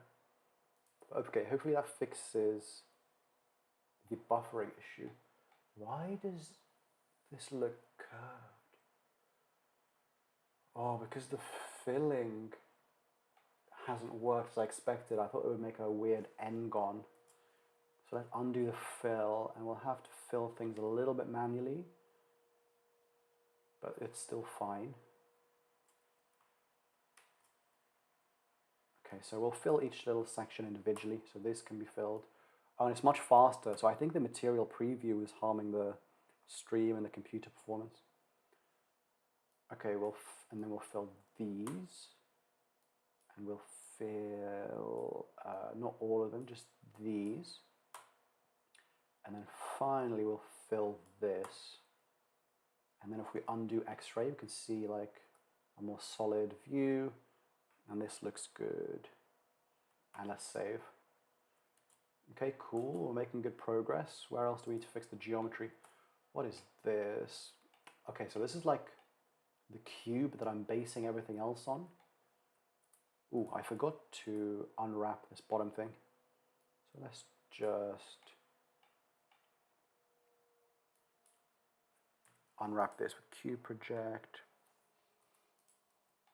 Yeah, so whenever I make a new block, I kind of copy and paste this thing. So this is maybe the most important one to fix.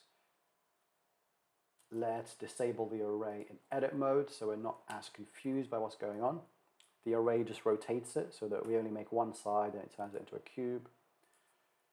Oh, it's so much faster. So the whole problem was just was using the material preview. Okay, this is in the way. Let's move all the roofs a little bit separate so they don't get in the way.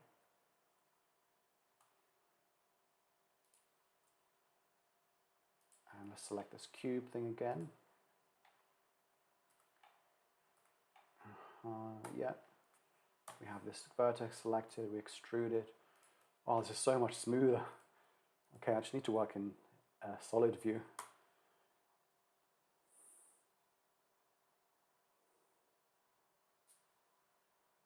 Yeah. Okay, I'm glad the buffering is improved as well.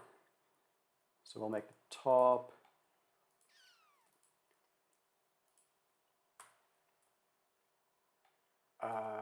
Let's unwrap these. We could probably unwrap everything. Cube project. Oh, I'm gonna dip into material preview and then dip back out just to make sure the wrapping works. Yep. And it's already slowing things down, but it looks fine. The sides look fine. The top, I just want to have a good look at the top and bottom. Yep, bottom looks fine. The top looks fine. So back to solid mode we go. Oh no, what was that?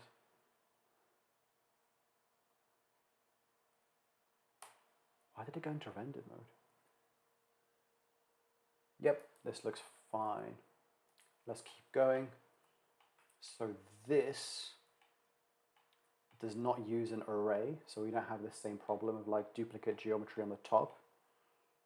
This does have it. We fixed it at the top. Did we fix it at the bottom? No. So let's do that. vertices. Let's disable this in edit mode. Ooh, slash to isolate the object might help speed things up as well.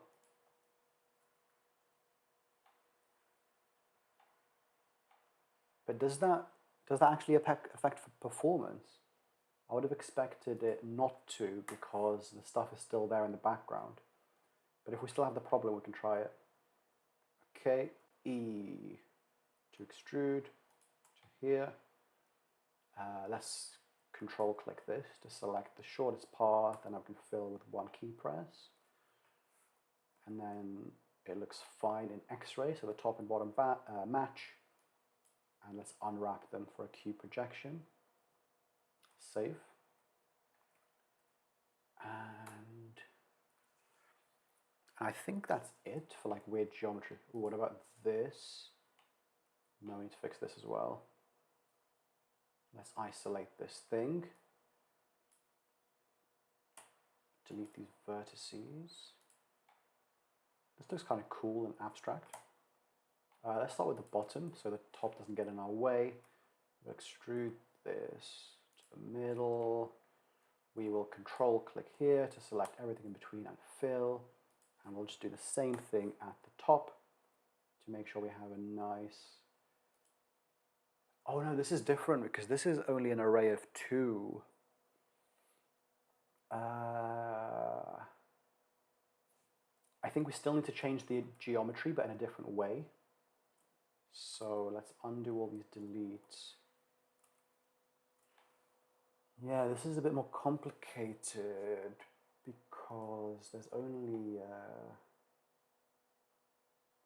2 of the array. I think what we can do is this. So remove these faces.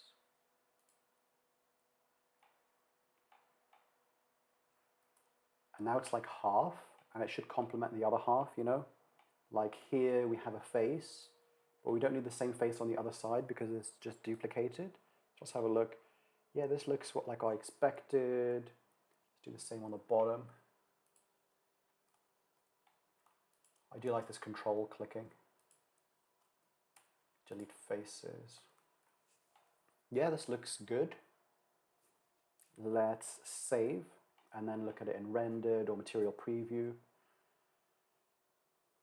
Yeah, this looks good. And now that we have some door geometry, I think we can duplicate this whole thing and just rotate it a little bit so that we can have doors on every side of the building. Let's try that. So how do we exit isolate? It's the same keyboard shortcut, isn't it? And now let's select this and the empty, because the empty is used for the array. We'll duplicate this in the x-axis. And I think we just rotate this like in the global point of view. So rotate it in the Z 90 degrees. Yeah, and this is still in the ground floor collection. So let's have a look at our city and see if we have doors everywhere now. I'll save just before, and then let's view this in viewport. So Kamikaze said just make a rectangle that goes to the middle. So I thought about that, but then what do I do about the side, you know? Because I still need a side. But I guess you could have a rectangle to the middle and still have the side, and that should like complement itself. But this is fine as well. Okay, so we've cleaned up a lot of the geometry. So we no longer have like black edges here or here. We're just going to look all the way around to make sure there's no more artifacts. Full stop on the number pad to center on this. Yeah, no black artifacts. Let's just have a look at the roof now and fix it.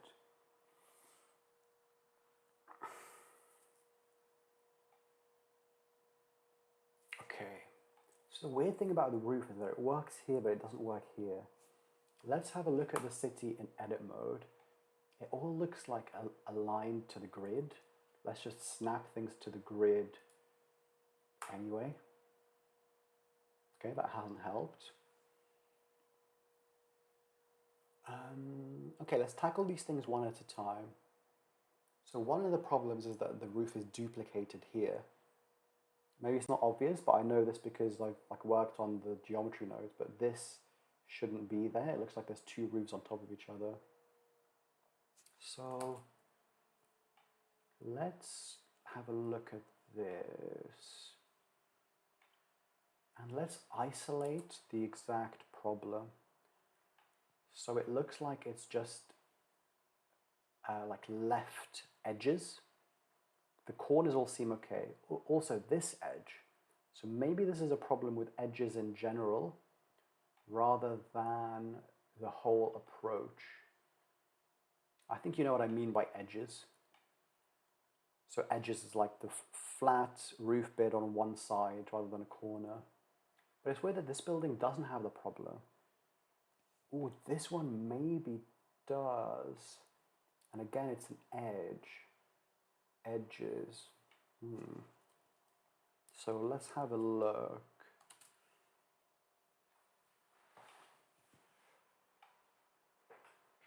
Oh, what is that? That could be related to the problem. Because I remember I had quite a complicated node thing to get rid of that duplicate. Okay.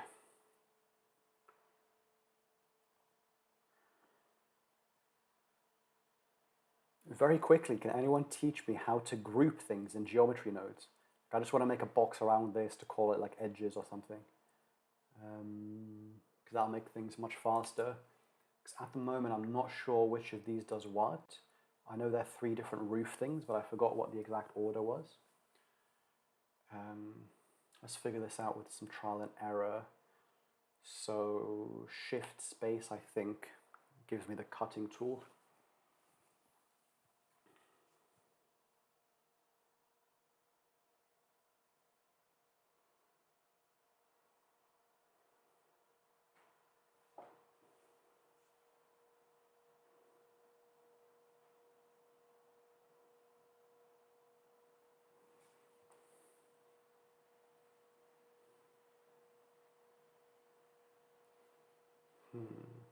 Oh, you know what? It's rendered view.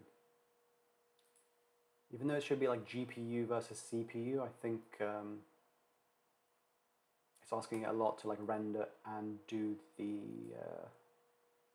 geometry nodes at the same time. Yeah, now we've left rendered view, it should be much faster.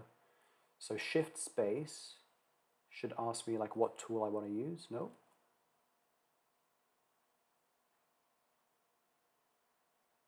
Oh. Why is it crashed?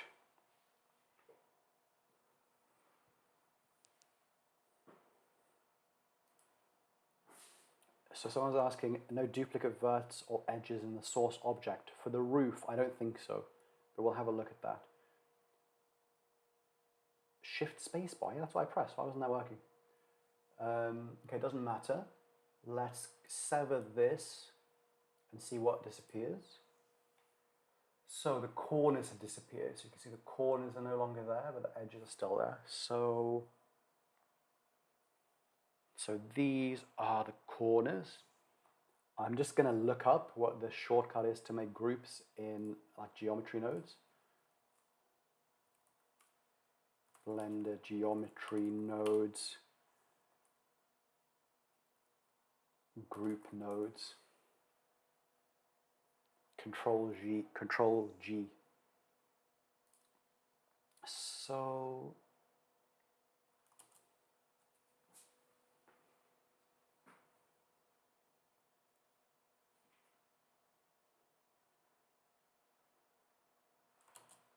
okay, control space here to zoom in. I'll remove this because this goes to all of them.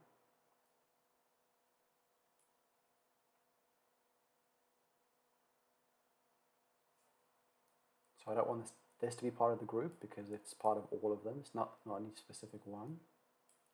Oh, I'm still in the cut mode. So let us go back to normal selection view. Let's select the stuff we want to group. So that's this, all this stuff. Still being slow. I wonder, while we're just cleaning things up, I wonder if we should disable the geometry nodes in viewport, because that's probably slowing things down a little bit. Yeah, let's... oh yeah, the wrong object was selected. Let's hide this from viewport. That should speed things up. Yeah, this is much more responsive. So I select these and this, and Control G groups them. Okay. How do I leave this? Oh no. Well, this isn't something I want to be figuring out live. Maybe grouping isn't exactly what I wanted. I just wanted to draw a box around them. Do you know what I mean? When you have a box around a group of nodes, it's like a label.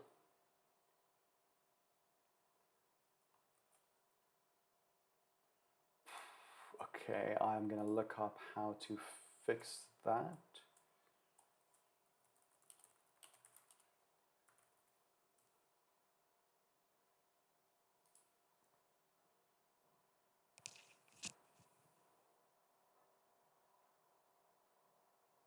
There should be like an up arrow. This thing.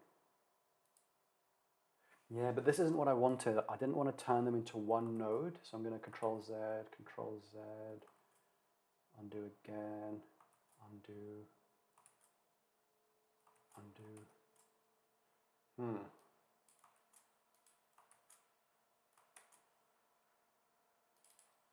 Yeah, I didn't want to group them like this. I wanted to just put a box around them.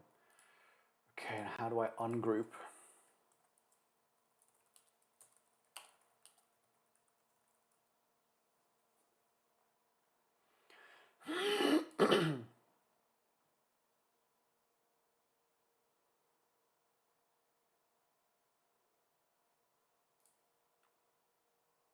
So the first step is go back to the parents.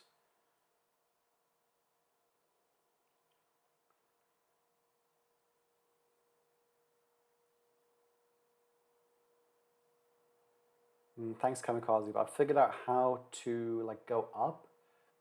I now need to figure out how to undo. Make group, ungroup, Control Alt G. Okay, we'll go up.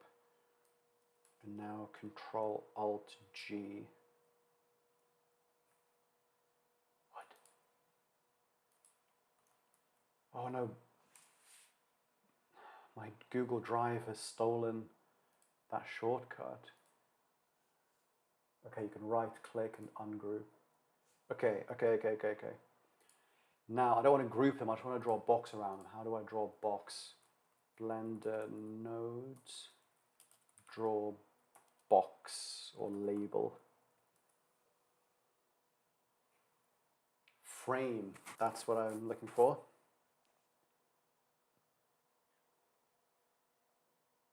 Add to frame, join in a new frame, Control J. So let's Control J this, nice.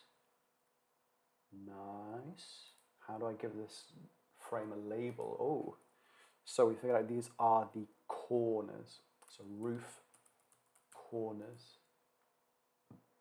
Nice. Can we make the text bigger? Ooh, label size. Nice. Can we move it? Can we have it like on the side somewhere? Maybe not. Can we move these out of the way? No. I wish you could move the text so it's like more obvious. But I think this is fine. Okay, corners are here.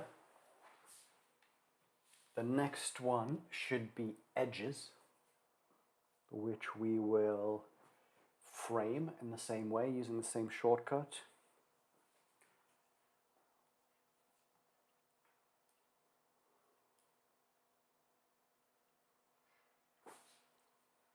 What have I done? Maybe I selected a different object because now it's saying no nodes.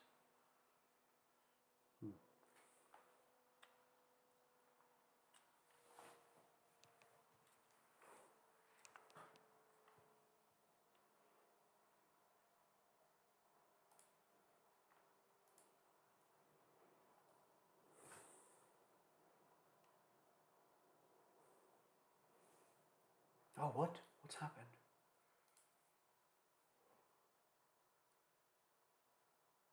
What?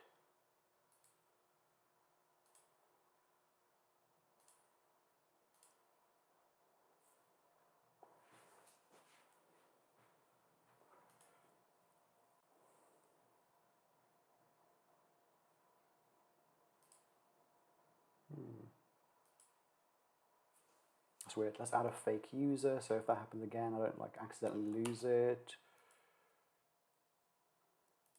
Still so slow.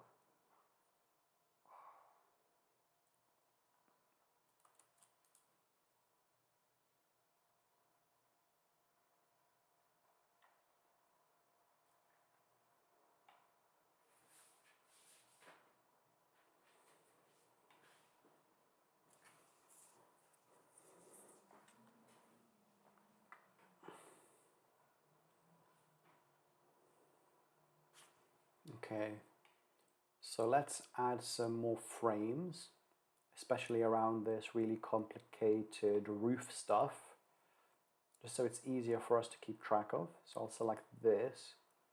Because this was the corners, this must be the edges.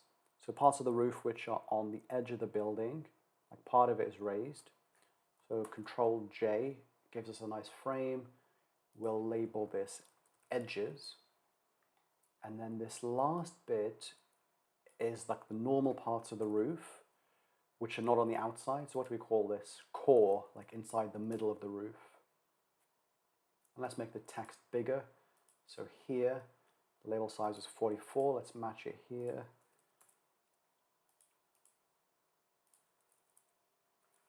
And if someone knows how to move this label so it's like in the corner and more readable, then please let me know in chat. But this is fine for now. And now we can start to look at why some of the edges are being duplicated. And let's now display this again. I'll save first. And let's make this bigger.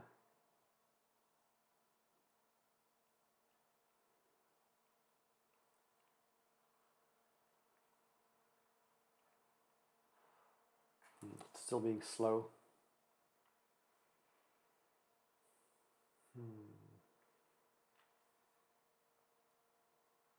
Maybe if I reduce the geometry a little bit, it might speed things up. So let us, what are we going to delete? Let's see where the problem is first, not in edit mode. And then once we've identified like some of the problem, then we can remove some of these houses that we're not using at the moment. And that should speed things up. So you can see the problem quite nicely here. Let's go into material preview just briefly. It's going to slow down the stream, but let's do it just for a little bit. Oh no, Blender crashed. A good thing I saved quite recently.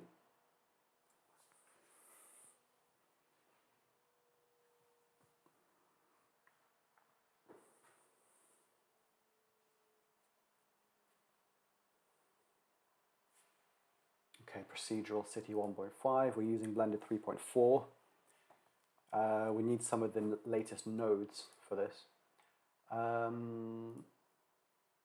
Let's delete the geometry first, just to stop things breaking. We'll leave these two buildings because they both had some edges which were causing problems. So we'll press save. We'll show the geometry nodes in viewport. And let's briefly go into material preview. Now this is going to slow things down. It'll probably slow down the stream, but we can see what the problem is exactly.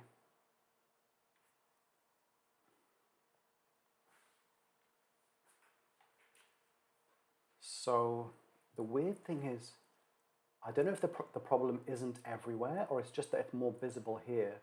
You know what, I think the problem is here as well, but it's less visible because of this arch being lower down.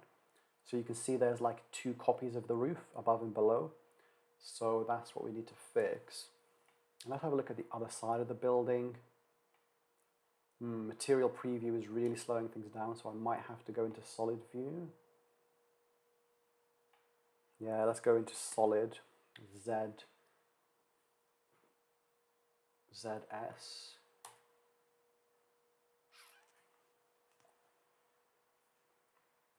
Okay, so this is my procedural city.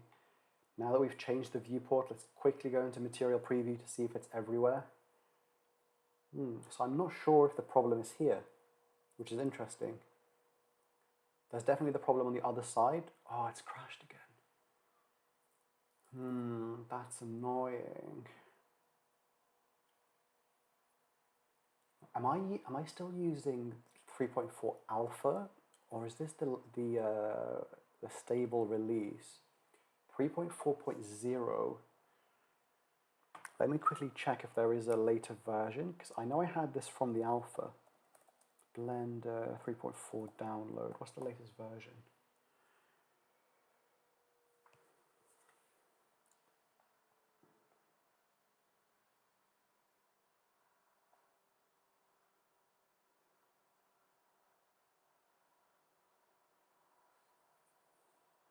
It looks like the latest version is 3.4.0. This is annoying. I take back what I said earlier, that Geometry Nose doesn't crash. Okay, let's see what it looks like in solid view. And I just want to figure out if the roof is duplicated. Okay, so solid view seems to be not a problem. So no duplicate roof here. On the other side, yeah, you can see there's this duplicate roof underneath. Now it seems to affect only the edges. That might be helpful in helping us figure out what's going on. It's happening here. And it's not happening here, I think. Yeah, it's not. So it's only the edges that are pointing towards the y-axis. That's interesting, and again, it might help us figure things out. So the edges pointing to the x-axis don't have the problem. And let's make a edge face the negative x-axis, because that's the only dimension we haven't looked at so far. So the way we do that is we select this, extrude it in the y-axis. This should be enough to give us like one edge. There should be one edge here. Oh, and this is also duplicated. So it's the minus x and the positive y-axis. That's interesting. Let's save the scene. We'll exit this thing.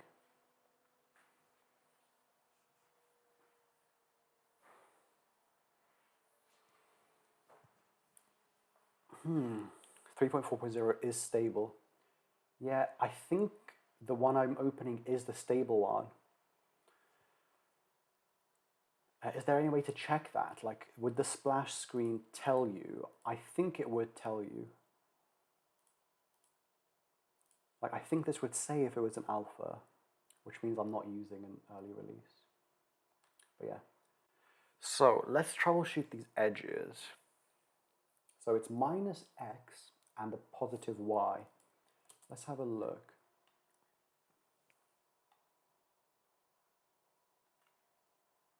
I wonder if you can have frames within frames within frames.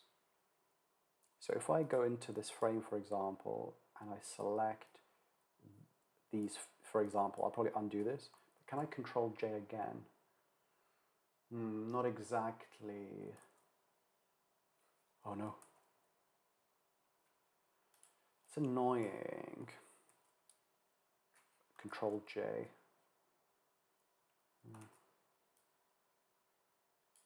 Because each of these lines does a different kind of edge. So it's like plus x, minus x, etc. So if I could have frames around them, that would be super helpful. Oh, you can have an edge. You can have another frame. So why didn't it let me have this other? Oh. Maybe there's something wrong with my selection. Let's select this, and now Control J. Yeah, you can have frames within frames. That's interesting. Maybe the reason it didn't work before is because I had the frame selected, so I was trying to make a frame that includes the whole frame. But okay, that's besides the point.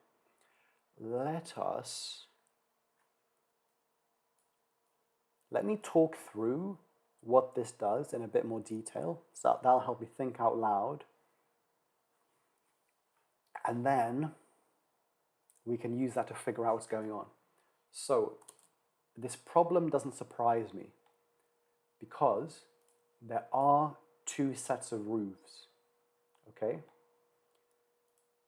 Because to get the roof, if we go back here, we're moving the plane up. So these planes that form the base of our building are being moved up by the height, and that is this. So we're setting the position to the height. Now that I know how to do frames, let's add another one here.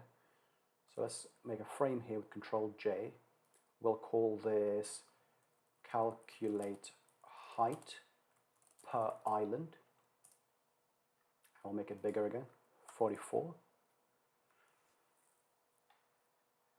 And this just takes the height and it moves it up to the top. Okay.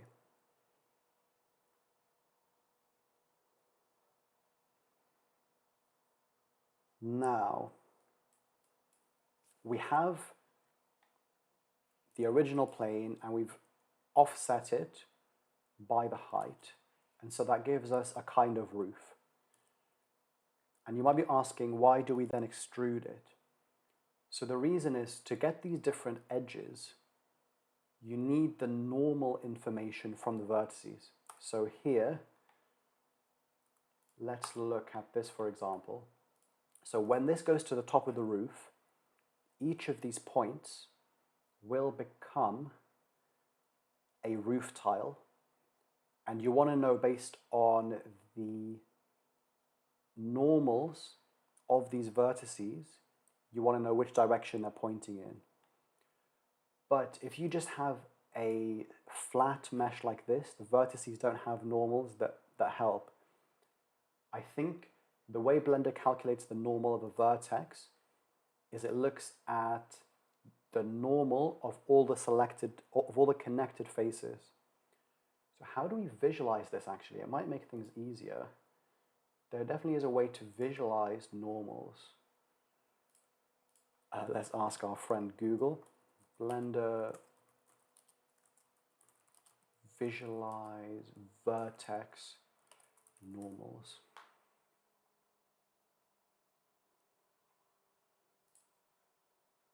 Oh, you know what? Where it might be? All the view stuff is here. So viewport overlays. Do we see normals here? Geometry face orientation? No. Oh, vertex group weights. Normals. Here we are. So if you just use this to make the roof, the way vertices get their normals is just by looking at the nearby faces. So if we look at the face normals, let's make them a bit more obvious. So this vertex normal points straight up because the two nearest faces that it's connected to, so this face and this face, both point up. So this also just points up. Now the way that I make normals that make sense for us is by doing a tiny little extrude. So I do a tiny extrude, let's say by 0.2. Oh no, I've probably messed up the whole geometry, but I'll fix that in a second. This is just to demonstrate. And you can see now, so now that we've extruded it, the normals point in the right direction. But then this just causes another headache, which is like, we only want to make the roof in one plane. We don't want to make it in two planes.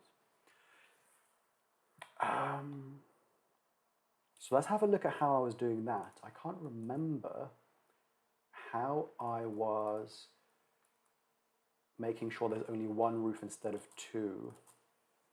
So we extruded it a little bit, and then we used the mesh to points. Yeah.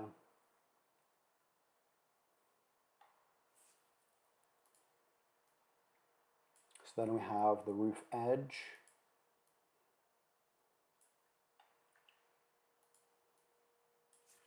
Let's give ourselves a little bit of space. Yeah. This is a tough one. Can you check the normals on the source faces are all facing the same way? So I did visualize that a little bit earlier. The problem isn't the faces. So we're not using the faces to make these instances, we're using the vertices. And that's why we need to extrude it first. I thought I had a way of excluding the other points. Let's have a look.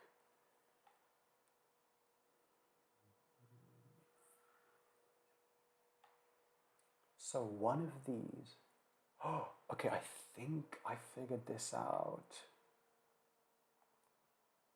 Yeah, this is how I fixed it.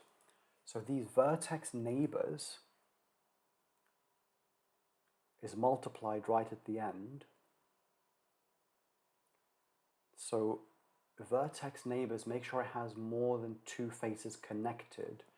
So the reason that works is what I just showed you. So extrude Z. So this face that I want should have more than two neighbors. It has 1, 2, 3, 4 neighbors. Whereas the one below, because I'm extruding in a weird way, I'm only extruding faces and there shouldn't be any geometry at the bottom. So let's test this theory. So I think this should be a simple fix. It looks like two connections are just missing. So you see this looks like this, but it doesn't look like this.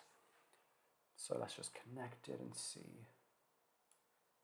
I'm really hoping this just works because otherwise it's going to be a headache to fix. So I think this has fixed it. Yep. So no duplicate geometry here in the positive y. And nothing in the negative x. Okay. So that fixed it. Oh, and thanks for telling me the face cam went black. Probably my camera's out of battery. Let me just swap in a new one. I hope the microphone still works. It looks like it is. Okay.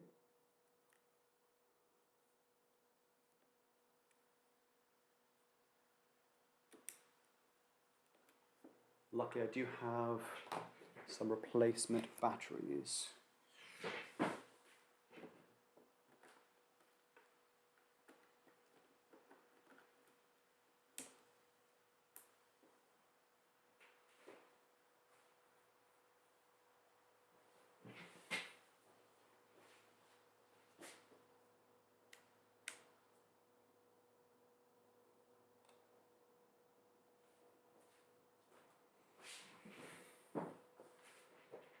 So my camera is back on. Oh, there it is in OBS. Great. Thanks for letting me know. Okay, so we just fixed the roof like duplicate thing. And we can even go into material preview. Actually, now that we've fixed it, let's save a new version. Plus sign. Oh, the mouse has to be in the right place. Plus sign and enter. And now let's go into rendered mode just to confirm that the roof edges have been fixed. Oh, awesome. So there's no more duplicate roofs here or here, and they were there before. And I hope my explanation makes sense. So if you'd like me to explain how the nodes work a little bit, like in more detail, let me know. But I think that's been fine. So what should we do next? There was another problem with the roof. So the edges are there, I just removed them for debugging. So let's add them back in. You can see the edges are there. But there was some problem with the roof on this building for some reason. Let's visualize it. Oh, you know what I should do? I'll reduce this number of samples in the viewport a lot to like 4 or something. And now it shouldn't like heat up my GPU and mess up my laptop. I thought there was a problem with this roof, but it looks fine. Or maybe we fixed it accidentally with the other one. Yeah. So the roofs are there. Now, another thing I noticed just now is the roof is offset just a little bit compared to the building. Now this could be because I'm using a different method for each one. So the building is generated from extruding, doing mesh to volume, and then distribute points in volume. Whereas here I'm doing like distribute mesh to points directly. So that could be the reason. But then how do I fix that if that is the reason? Or do I just fix it in post? Meaning I just like shift them by a little bit to compensate for it. Or maybe it's this thing. I don't fully understand this like bandwidth inside outside. In theory, this is just like how much volume to add around the mesh. This is how much to add inside the mesh. But when I've played around with it, it's not been that simple. But let's play around now. And we can do this in solid mode to save my GPU. And I wonder if we can hide this to make things easier on my processor as well. And then even here, let's delete all of this so it's the most simple building we can make.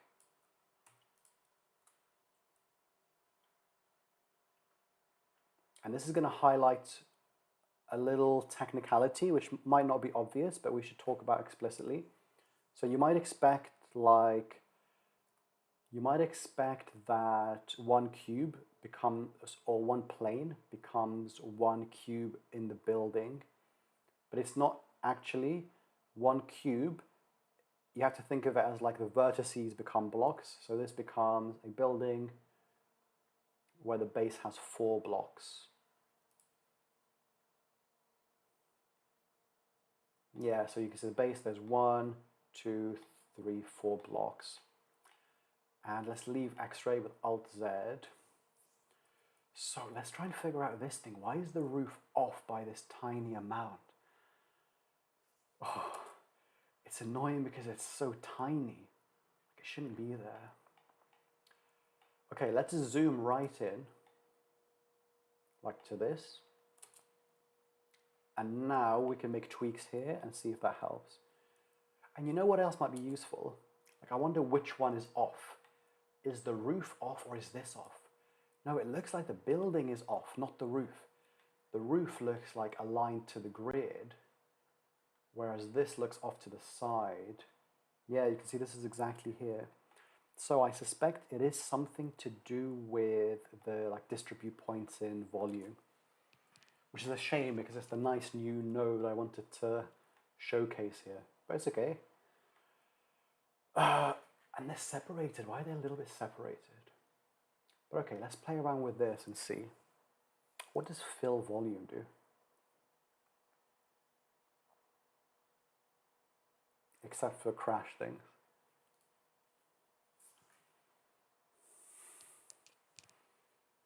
Okay, it doesn't seem to have done anything.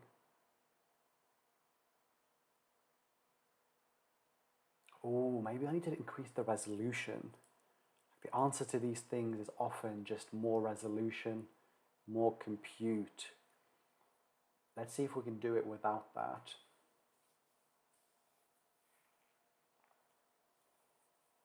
And I should just explain, like this whole mesh to volume to mesh might seem a bit off, but there's an important reason I do it. And the reason is, let's say your building is taller than 4. So let's say you have a building which is a bit wider, like this.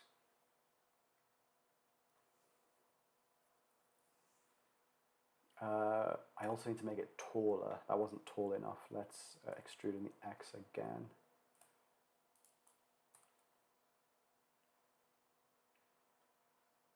Yeah, So when I decide the height, I need some way, so the height is decided here, and then I need some way to convert that height into multiple different levels. So you could do that if you could like extrude and extrude again. But there's no way in geometry nodes at the moment to do like a for loop. So if you were programming, it would be quite easy. You just do one extrusion, then another extrusion, and then you have points at every level. But I couldn't find a way to do that, and I don't think it's possible with geometry nodes at the moment. So my solution is to turn it into a volume and then distribute points within the volume, and then you have these levels like evenly spaced. I'm not sure how else to do that. So Beheaded is asking, weren't I extruding it slightly to calculate the normal? Is it being offset because of that?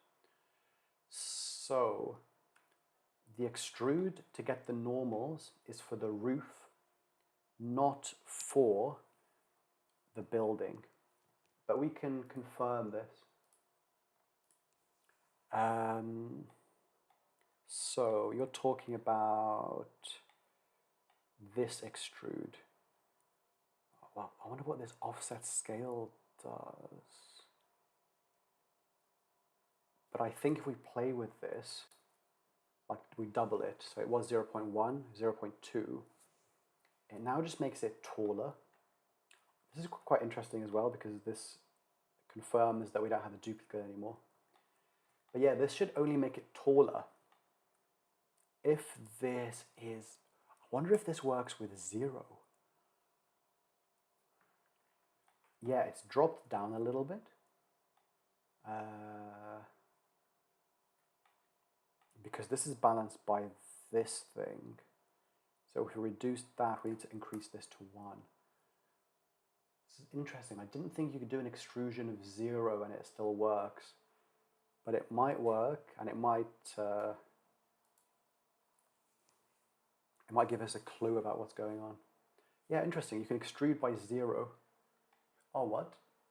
No, that's messed up the normals, unfortunately.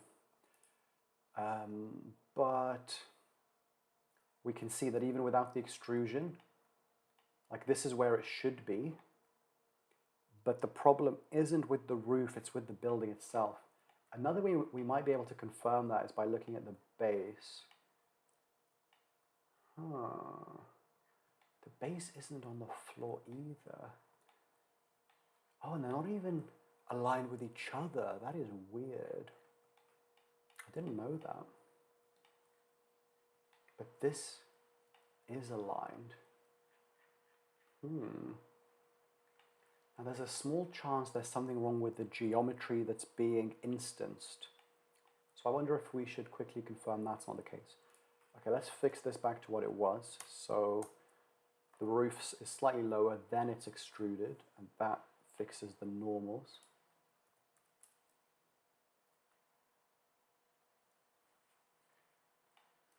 Yeah, the normals are working again because we have the edges where you should have them. So what's going on with these cubes? Why are they in the wrong place? Okay, you know what? For the building, we're going to save because this is going to be a big change. And we're not going to use this collection anymore because that complicates things. We're just going to instance a simple cube on it. I think you could even do this in geometry nodes. So mesh primitives cube.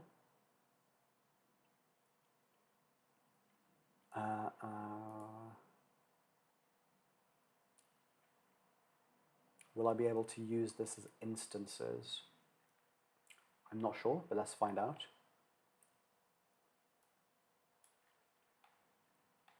Let's disconnect this.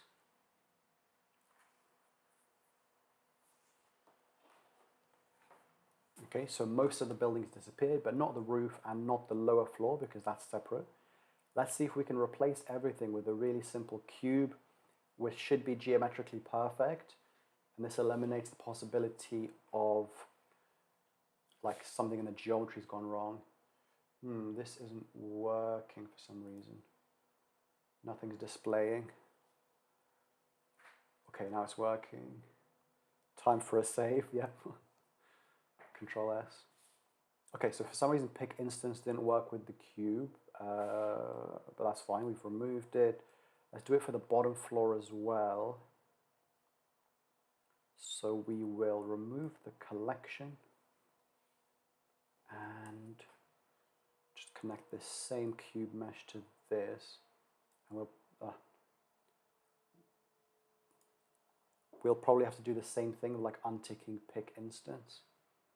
So let's do this. Oh, what's going on? Mesh to instance. We remove pick instance.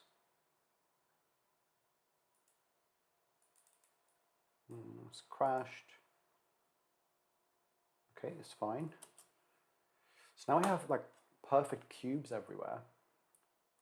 So if the problem was with our models, the problem would have gone, but it's not. The problem is not gone. And it's so weird that the bottom, okay, I think I figured out something. So if we go into edit mode, let's make the building even taller to test my theory. Let's make it much taller. That hasn't made it much taller.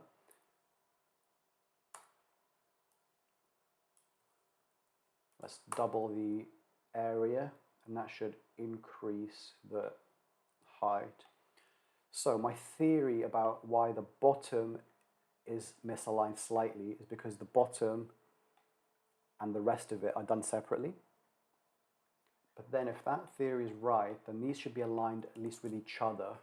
So I think there might be a misalignment there, but this should be perfectly aligned. And it is. And again, this should be perfectly aligned because they're made from the same distribute points, and it is. Okay, so it is something with this mesh to volume or distribute points in volume. My iPad is about to die, so let me just plug it in. And I'm just going to check my camera battery is all right.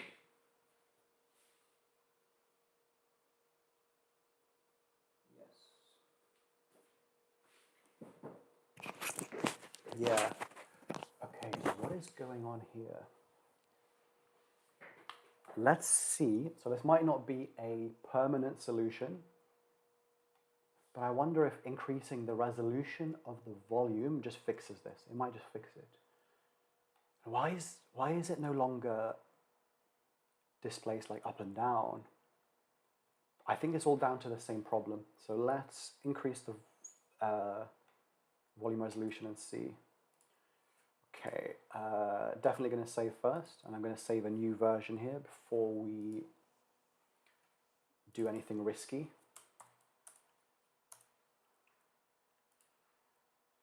Okay, let's just double the resolution and see 1024.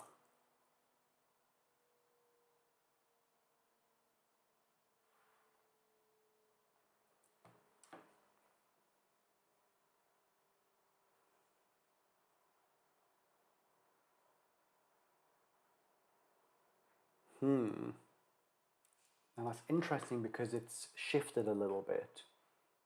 It's a bit closer in the x-axis, like left and right, but it's a bit further up and down because it was perfect up and down before. Interesting. Now what if we reduce the resolution?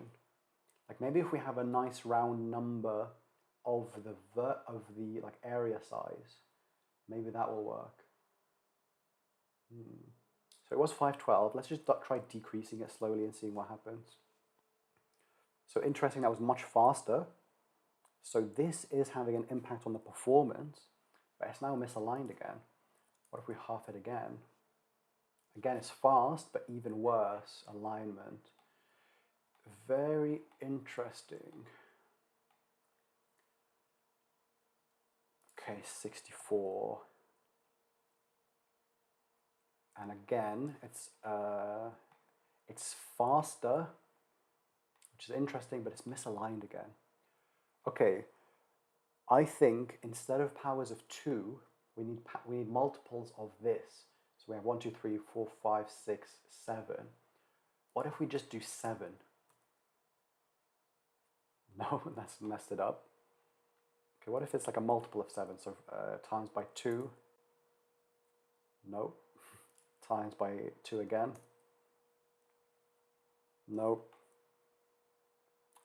Okay, what if it's a multiple of 7? So I'm wondering how this voxel amount thing works.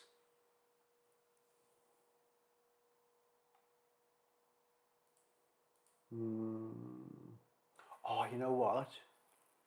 Let's try this size. So voxel amount is kind of confusing. I'm not sure what that means. Maybe it's like the number of voxels in the whole thing. But size, we might be able to set it at a reasonable multiple of the grid size. So I think our cubes are exactly size 1. So what if we make voxel size 1? Nope, it doesn't work. What if we halve it, which should double the resolution? Still doesn't work. Quadruple, no. 0.125. Okay, we at least have everything, but it's still misaligned. What if we make this even lower? So I like that you can type expressions in Blender, so let's just divide it by 4 again. So yeah, it's better, but it's slower, and it's still misaligned. I wonder if it's to do with this bandwidth. So what if we do 0 external bandwidth? The whole, ooh. So interestingly, it doesn't even fix the alignment. What about the internal bandwidth? Okay, so that breaks the whole thing. And then what if we have 0.1? I think that's what we had before. Okay, that's weird, but it doesn't even fix the problem. That's so weird.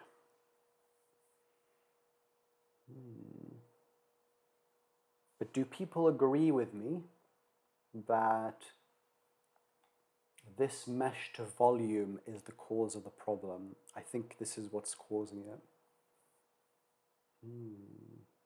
But interestingly, this doesn't even seem like related. I thought this would be definitely the cause, or like something. But yeah, it's not making things any worse. 1.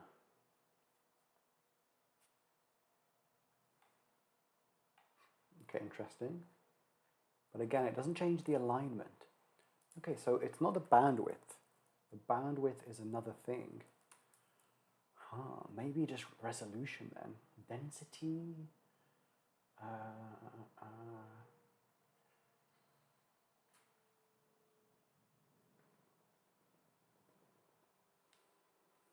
This is very weird.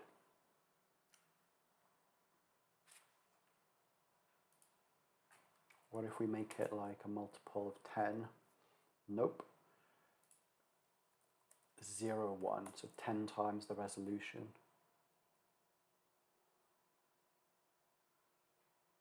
Ooh, it's making it better. So this is like, it's helping my theory that it's to do with the resolution, but not the bandwidth. Okay, I'm going to save. I'm going to reduce the resolution again by 10, which is going to be much more resolution, because I think this resolution is like per axis. So if you make it 10 times better in this axis, then it's 100 times greater resolution in area and 1,000 times greater resolution in volume. So this might be 1,000 times slower, but we'll see. Yeah, it definitely seems related to the accuracy of the points. I agree. So let's see if this super high accuracy improves it. But even if it does, I don't think it's really a solution. Because like if I release this on the Blender market, I don't think you can give people a product with this like slight error, or like it can't be this slow to produce every time. Okay. And one thing I haven't played with yet is the density. So we'll do this super high resolution. I think the really high resolution will like help, but it's not a good solution long term, because you can't have your simulation be that slow, or your procedural city be this slow. So then I wonder if we can predict exactly how off it'll be based on the resolution. So we can have something that like estimates that, oh, okay, because you've used this resolution, it's going to be off by this amount. And so we just offset it and shift it. Let's see. Okay, while that's running, I'm going to go on a little break. I'm going to get myself a drink. I'll be back in a few minutes to see how this is getting along.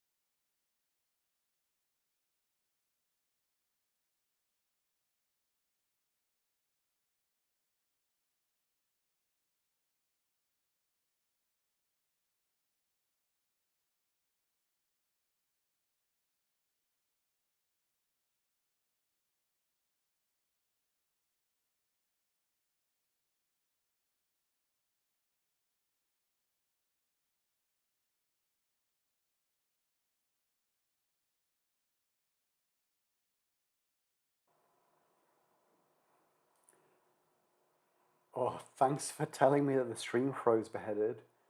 Blender crashed, but then I restarted it and I carried on talking to myself. I didn't realize that OBS crashed at the same time. Let me just open up my own stream to make sure it's working again.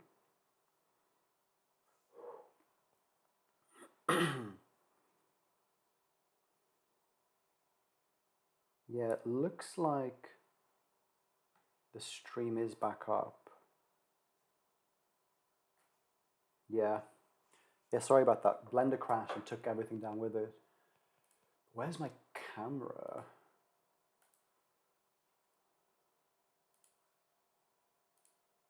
Okay. Yeah. So I've been just talking to myself for a bit, but I think I've had an epiphany. So it's definitely related to the resolution, and my theory on how to fix it is to use this resolution size instead of amount. Because if it's amount, and let's say you set 256 divisions, then as you change the size of the city, where those divisions land will move. Like imagine you have a grid and you're stretching it, the points are going to go all over the place. But if we set the resolution to size, then I think no matter how big or small the city is, the resolution should be the same, and so this offset should be the same. And here's the interesting thing. Now that we have the voxel size set at 0.1, this mistake is like exactly 0.05 or almost exactly 0.05. So it's like 5 small squares, 5 small squares. So I need to offset this by 0.05, and that should fix it, and that should work regardless of the size of the city.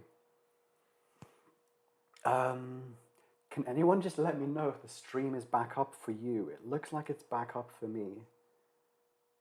Yeah, I think it is back up. But then the back end is saying no data. No, it says excellent connection. Okay. Yeah, it is working again. So we just need to shift this by 0.05. Now that we've had this epiphany, let's save again.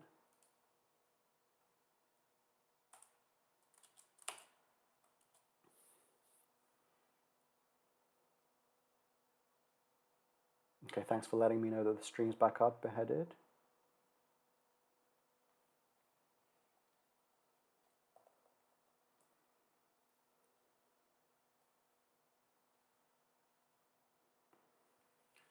Okay, we just need some kind of translation node. So I'm sure that exists. Let's search for it. Translate, geometry transform. That'll probably do. And now what do we transform? The mesh? Or this thing afterwards, the points? It probably works either way. I'm trying to think what's cleaner. I think this feels better to me. I'm not sure why. Okay, and we're looking at the moment, we're looking at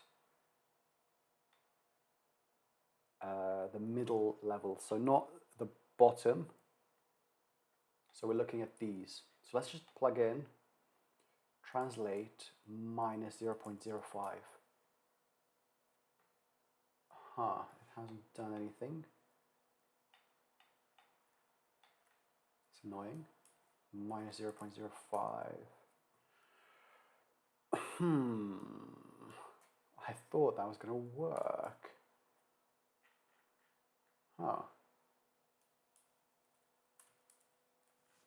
It's weird.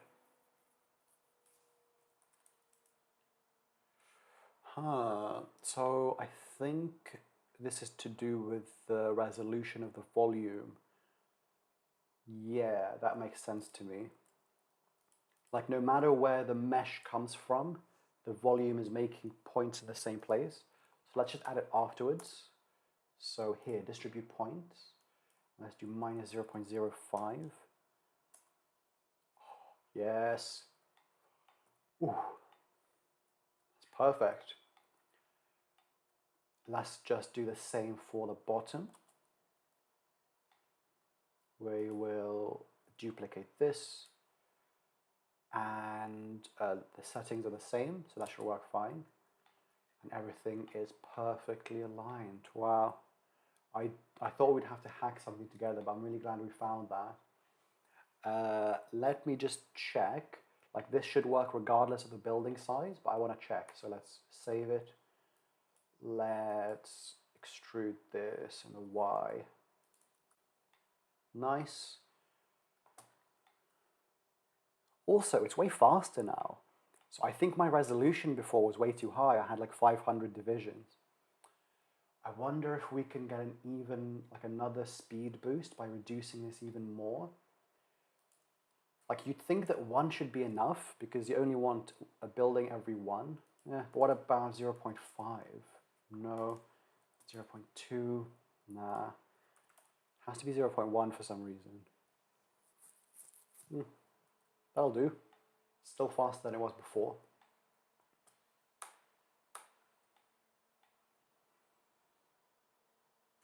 Okay. But now the roof is off by the tiniest amount. And I wonder why that is. So, yeah. Let me just check I fixed it in all axes, yeah. So the roof is floating the tiniest bit. Why is that? Is it this extrude? But I think when you have these like nice round numbers, it should be perfect. Like, what if I reduce this artificially by a little bit?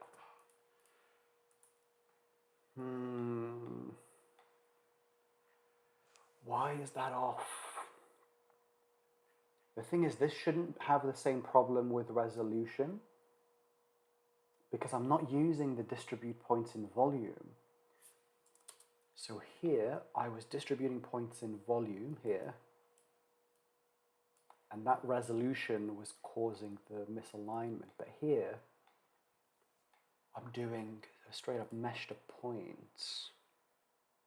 Weird. Maybe it's to do with my mesh. Like, maybe this mesh is slightly misaligned. Let's see. So let's go to the mesh with full stop. Yeah, it looks a bit off. Yeah, these cubes are perfectly aligned with the background grid, but these are off, so maybe that's why. Hopefully, that would be a lovely, easy fix. Let's just remove this like hack so we can see exactly. Let's go into layout. You know what, let's make a new layout. We'll base it off this. I want like 2 views side by side so I can see what effect I'm having on the geometry. So let's split this here. We'll zoom right into this. And then on the left, we can look at these. Okay.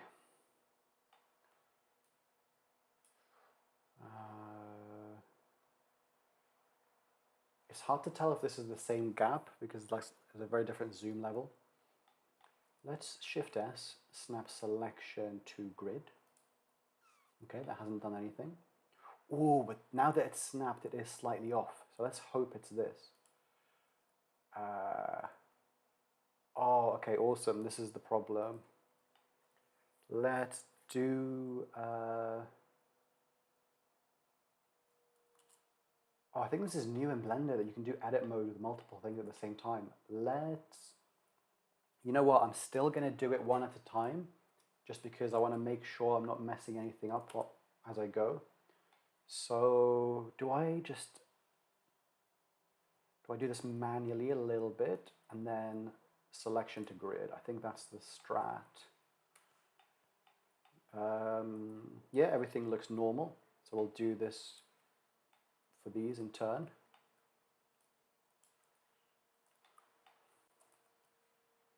Ooh, X-ray wasn't on. Oh, but I can press A to select all, grab Z,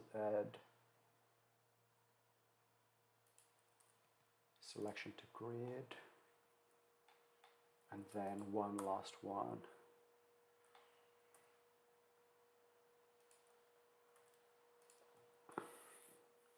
Awesome. If I'm being completely honest, I didn't think I could fix that problem. I didn't want to think about it too much, but I'm glad we found it. Let's definitely save this. Cool. So there's only one little feature that's missing, I think.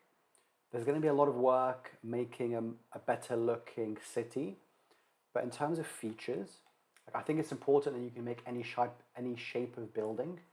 So like here, you should be able to make like this, and this should all still work.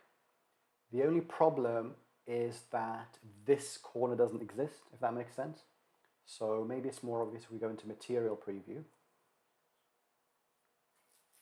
But you can see the roof is dynamic, so it depends, it figures out where you are in the building. If you're at an edge, it makes it an edge.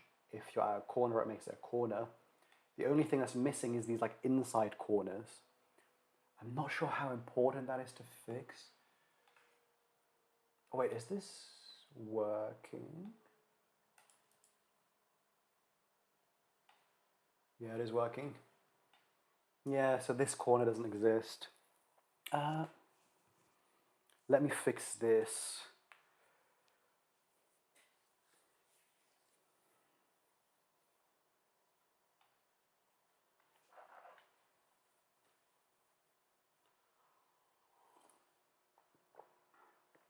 You know what, actually, I've been going for 3 hours. I'm getting really tired. I think I'm going to call it a day. And people are fizzling out as well. So I'll definitely fix this, but I'll do it at some point in the future. Before I go though, I'll replace these cubes with the actual collection that I had before.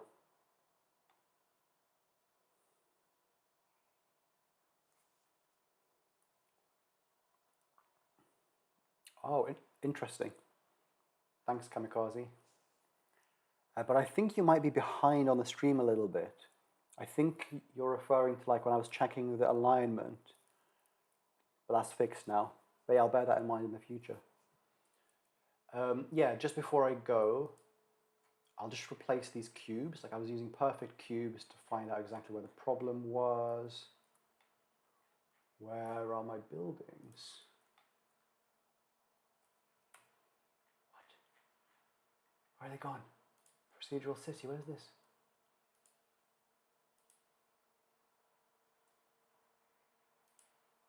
What? Where's everything gone?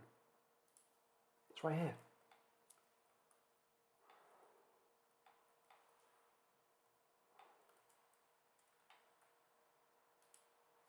What?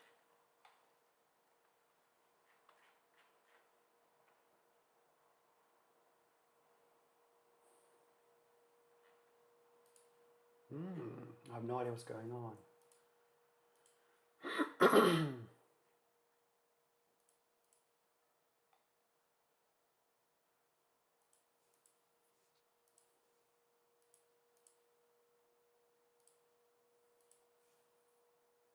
My city's just disappeared in this one view. If I go to this layout view, it's right here. It's near to the middle. Let's move it right to the middle so we know exactly where it should be. We can go into edit mode. This thing is fine, we can hide it, show it. Oh, it's so much faster now. I think that volume was really slowing it down. But then in here it works. Oh, so this is the reason I stopped using this geometry nodes layout and I started using my own my geo nodes because the buildings just disappeared. But yeah, if anyone knows why things have disappeared in this layout, please let me know. But yeah, not the first time I've had this problem. Okay, now the buildings have appeared. Let's just fix this so it's the collection again instead of this cube. So we just, no, not object, the collection. So this should plug into this. Pick instance, we'll randomize them. And then these are the other ones. Pick instance. Awesome, so they're not blocks, they're not pure cubes anymore. They are the actual building blocks that I want. And they are still aligned. Awesome. Nice.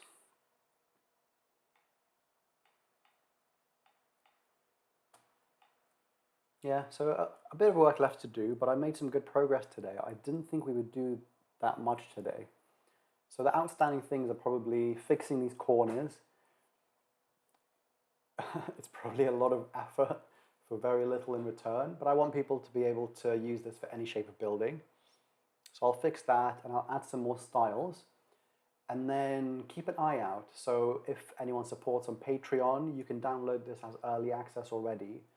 But I'm thinking of releasing it on the Blender market for free, at least with like one set of buildings, and maybe you pay a small amount and you get multiple different styles of building. Yeah, keep an eye out. And if you haven't downloaded Total Render Time already, that's another plugin which I've put on the Blender market, which is free for personal use. If you've spent hours rendering an animation, you click one button and it tells you how long you've been rendering for. But yeah, this has been great. Thanks anyone for tuning in. I'll see you soon.